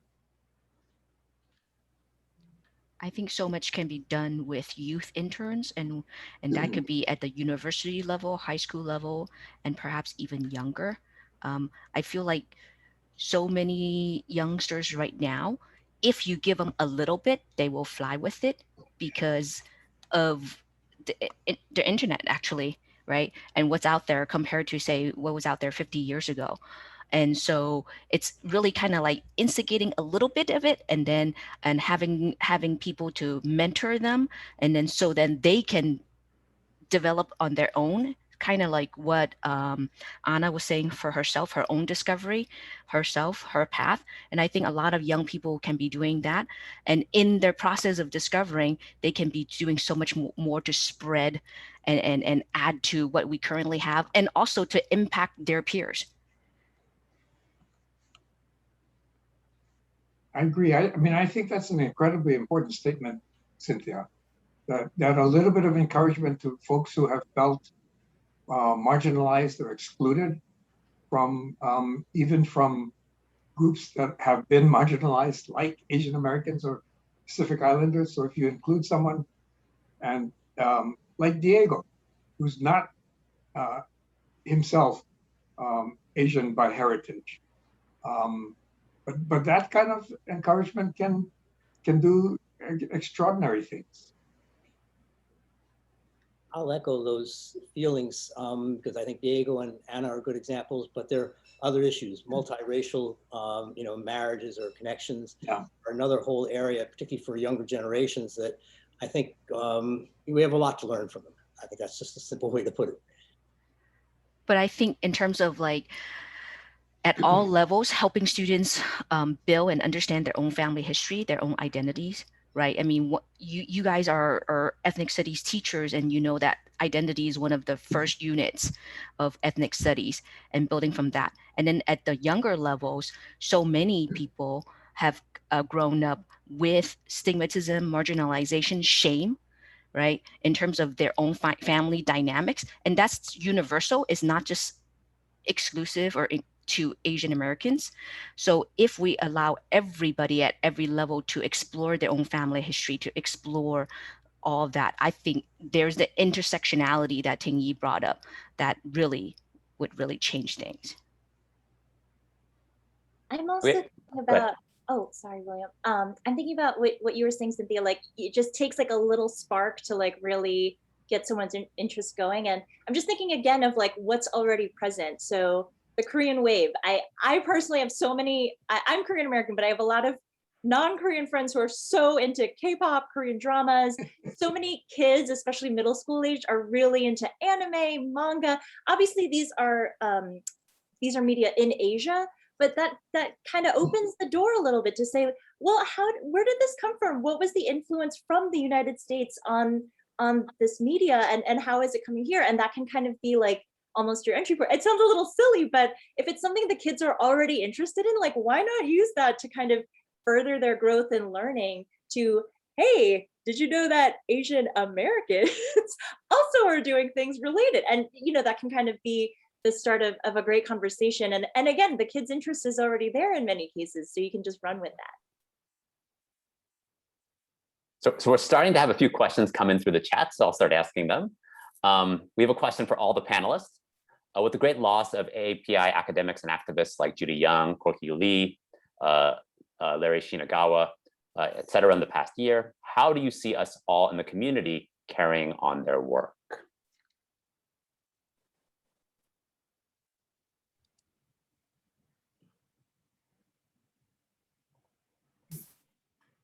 I think there are I think there are different forms. And actually, I was just thinking about Judy Young because we were visiting the museum yesterday and having a conversation with another teacher at my school. I feel like a lot of the work, for example, for Judy, was such in-depth, exceptional research work. And I feel like a lot of actually Asian American work at the higher level has been such in-depth research work, but then how do we then bring it more accessible to the lower grades? And so I was just thinking about this, is whether it's interns, whether it's teacher training, PDs, looking at that work that already exists, like Diane says, looking at work that exists at the research level, looking at the work that is already exists at the museum level, and then how do we then reformat it, allow teachers to reformat it and bring it to K2 level, 3-5 level, 6-8 level. And I feel like that can happen, provided with the time and the space. If I could just add something here, many of us know Judy and Larry and Corky and such great people, such great contributions they made. But I have to say that this symposium particularly has just actually made me feel good that there is a lot of talent out there that are working on the different museums, whether in Ed or at Angel Island, or Josh at CHSA, or Will, you going off to Sacramento, or that sort of stuff. I think that there are a lot of people. Hong Yen, who ran this program, she's going to be around for a little while, and we have a lot of people committed to trying to get into Asian studies. Franklin, your student, Jaja, is paying attention, and she's doing some tremendous research out there, and things that we don't even know about. Talking about not knowing about just talking about trains and internment. My goodness, she's doing things on Norwegian, Chinese, and the Atlantic Navy and the Atlantic Ocean. And so I think there are a lot of things that, I don't think we need to be too too concerned that there will not be the scholars and the researchers that are going to be doing things that we don't even know about. And I love the idea, Cynthia, that it's also not just the research, but the things that we've always talked about before, Franklin and Stan, Ting-Yi. How do you get that down to the community to teach to those people who are not the scholars or the academics, but who still need to know this material? So yeah, I'm okay. We're gonna be good. I just want to build on that. I mean, when you look at Judy Young's career, right? Judy Young was a community member first, right? She was a librarian. She was doing work in the community long before she got her PhD, right? So it's like the future scholars are the kids sitting in our classrooms, right? I mean, they're the people that are out there. Like, people don't have to wait for those of us with fancy degrees to kind of do stuff. It's like, that's like we as educators just have to structure it in such a way that's, that we give students the kind of space and power and kind of knowledge to be able to do it for themselves. In fact, Will, I'm a little bit concerned, because in another way, that many of the people that were starting out with the Asian American studies and so forth came out of the community environment, the civil rights movement, and things of this sort. I hope that we don't get the ivory tower researcher who doesn't have that connection, and that's why the first session was so important. How do you define museums and public educators? Expansion of as a community-centric, with community-centric perspectives, and how do we do that? Hey, so Will, what are you going to be doing in Sacramento? What's your first priority, right? Sacramento was the focal point to start teaching about the ethnic studies programs that California is supposed to be implementing, right? So what are you going to do? I'm excited. I'm starting a new job as a assistant professor, and I'm just looking forward to meeting folks out there. And if any of you are out there in the Sacramento area and want to reach out to me, please do email me. Yeah, I'm hoping to work with folks in community and just like continue work building ethnic studies at that school that I've been doing at Stanford for the last few years. So I think we're almost out of time here. I don't think I'm supposed to close this session out, so I will I guess stop talking and turn it over to whoever it is that's saying the final words for the conference. I think I'm supposed to be saying the final words, but I actually want to do this. I want to ask Hong Yan and May and Linda and Bianca particularly to show yourselves. You guys have been working in the back room, and we should recognize you. Wei also, I always see your cat and your smiling face, but you should show all of us, you guys. Hey, Linda one there, Hong Yan. She's been working on this for a long time with some barely any kind of instructions. So Hong Yan, thank you so much for your work. May's been in the background. Stan, you should unmute yourself too. Bianca, thank you so much carrying us through. Wave, Linda one is Linda's one of those intern stars. You get them in and we hope they never disappear. And Linda's been with us for almost what, three years ago, right, in Georgetown. So she's great. She's got a lot of things. And who else am I missing? May, we got, in fact, all of you guys should unmute yourself to show yourself so that we can see your faces. And give a shout out to all the workers. And hey, Ted, I'd like to interject. You know, I asked the question, which one book that you would recommend for high school literature class, and I got some great answers here. One of them is about front desk. So I know Dinesh and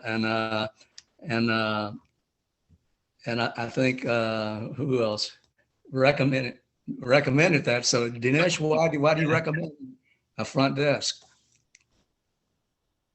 You have to unmute yourself. So one of the things, I have a fourth grader and a seventh grader, and we've tried to get diverse books. And this one was actually not one that I found, but somebody else had recommended.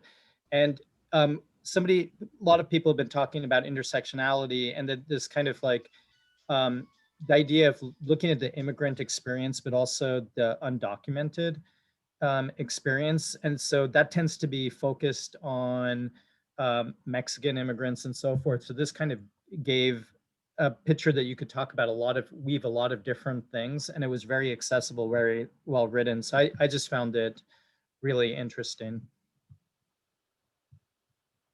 Thank you for sharing that. I guess Diane also recommended that book too, so I appreciate it. Yeah, you know, before we started like totally disappear, I think Crystal asked a good question too. And you guys asking for your guys' collective wisdom and memories of how are there programs that get parents involved with the teachers? And do you have any suggestions of how about doing that? Incorporating, because one of the things that we also want to promote is an intergenerational discussion about heritage, about identity, about history. How do you get your kids involved, parents and kids involved? You wouldn't know I work at a museum from how much I'm talking about books today, but a program that I've seen many schools do, it has different names, but it might be like the One Read program, where everyone reads the same book at an elementary school or middle school. And that includes parents, admin,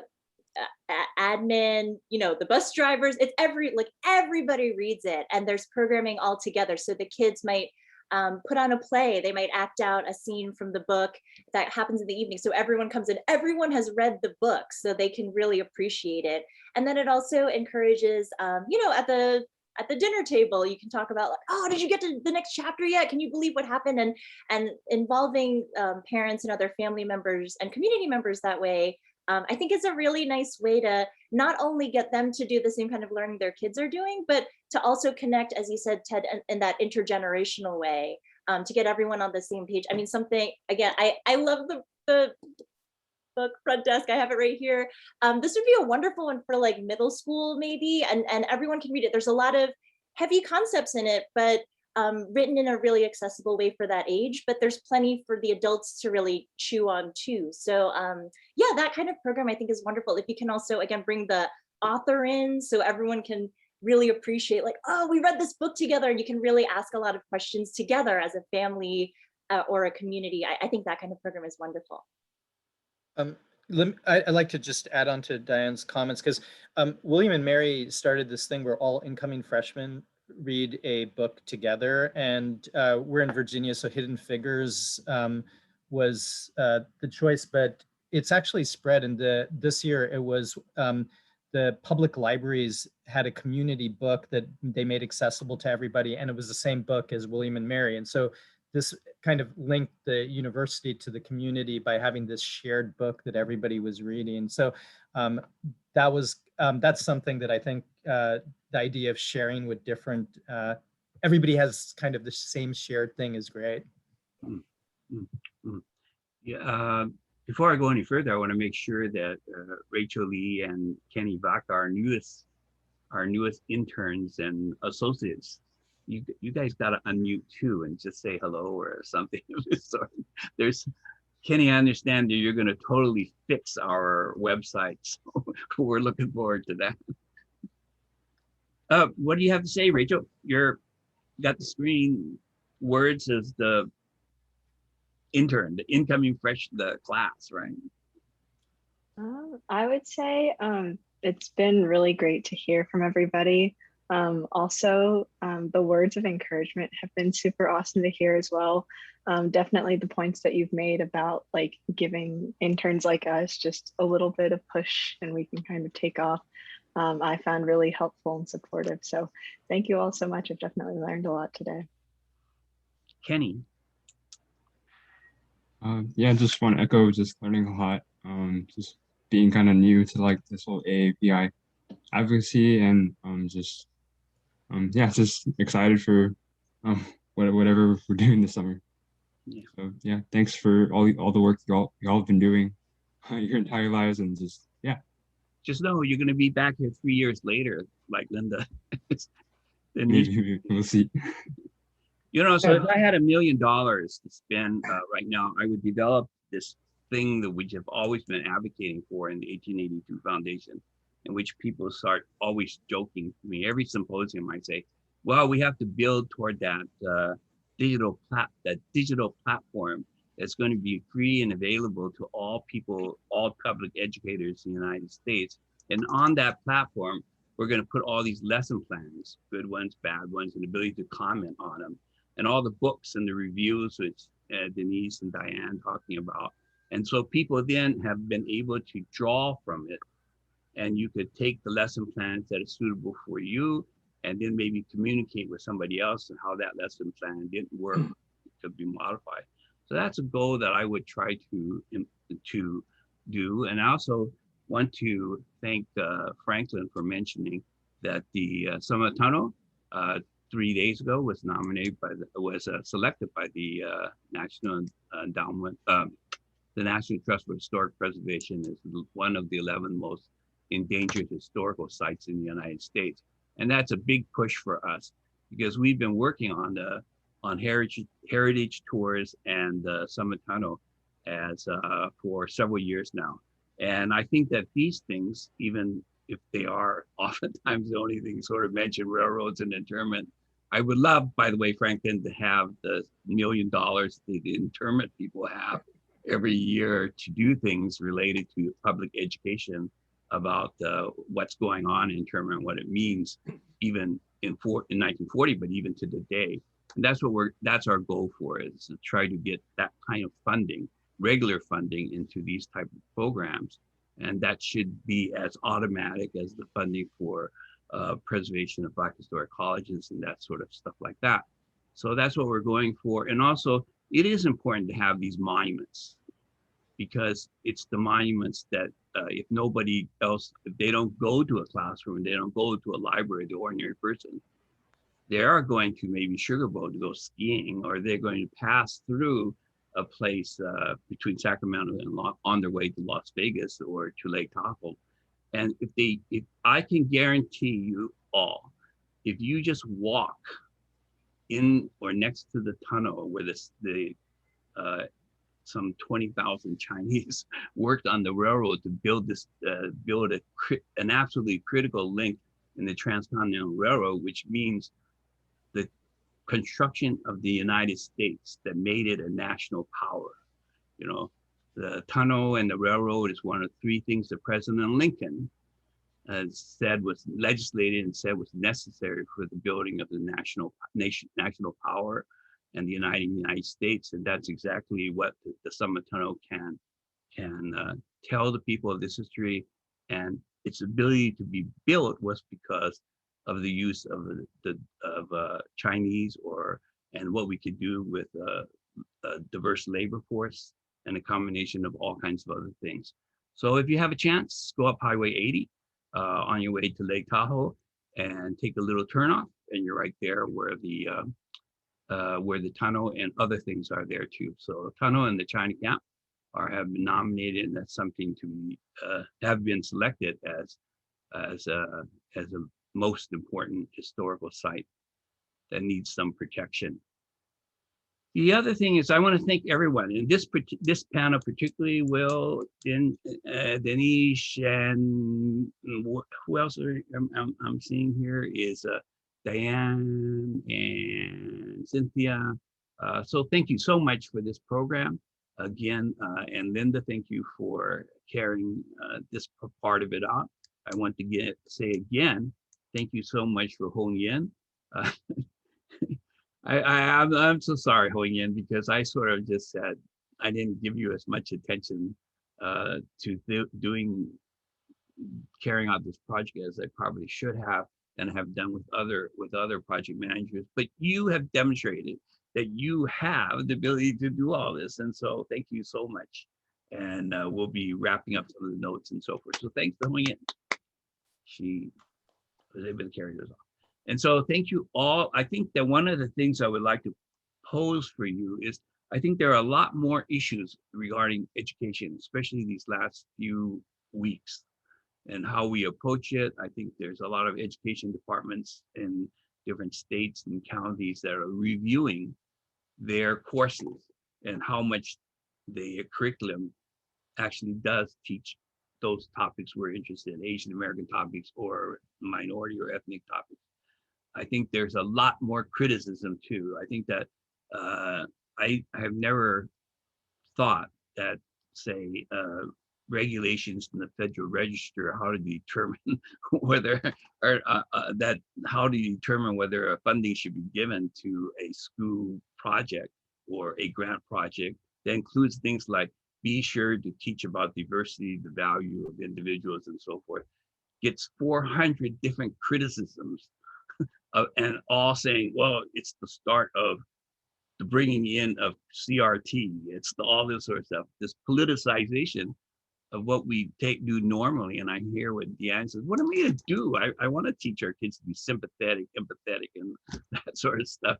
And now I can't, it seems like I can't even do that. And I'm so afraid, as Will has said, are we pushing ethnic studies out of the course and the curriculum and isolating it because we have such a politicized it so much?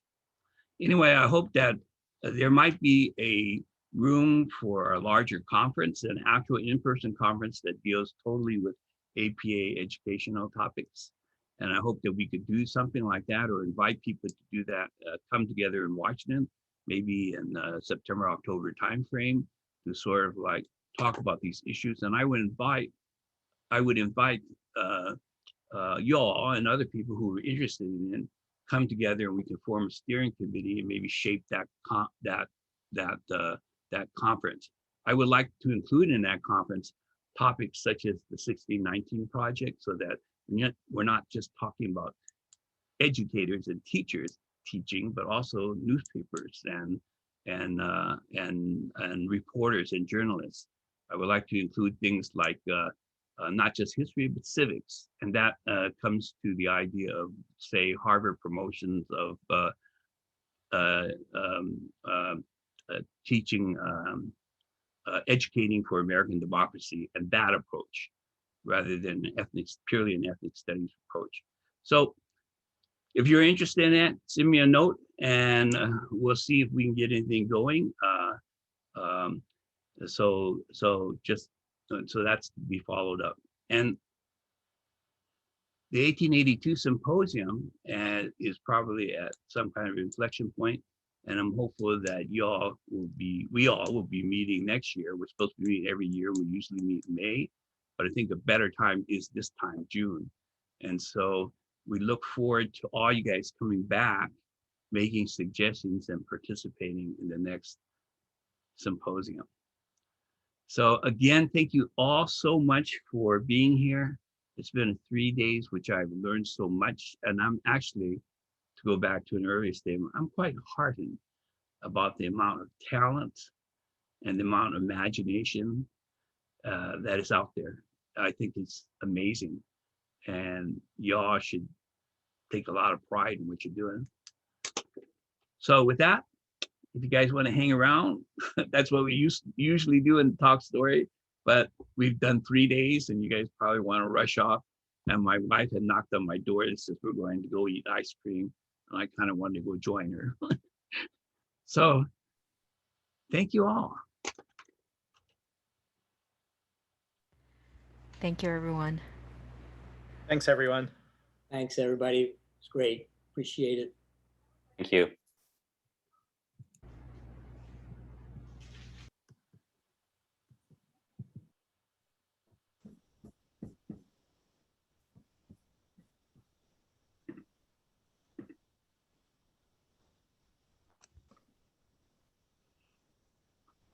Hey, you guys. Hey. Hi. Hey, Yongyan. Thanks a lot. You guys did great. No, Wei and Linda shoulder the same amount of work. Yeah, Linda did. Yeah. It's all you. That was all you. So we just have to, now we just have to write everything up, wrap things up. But, oh yeah.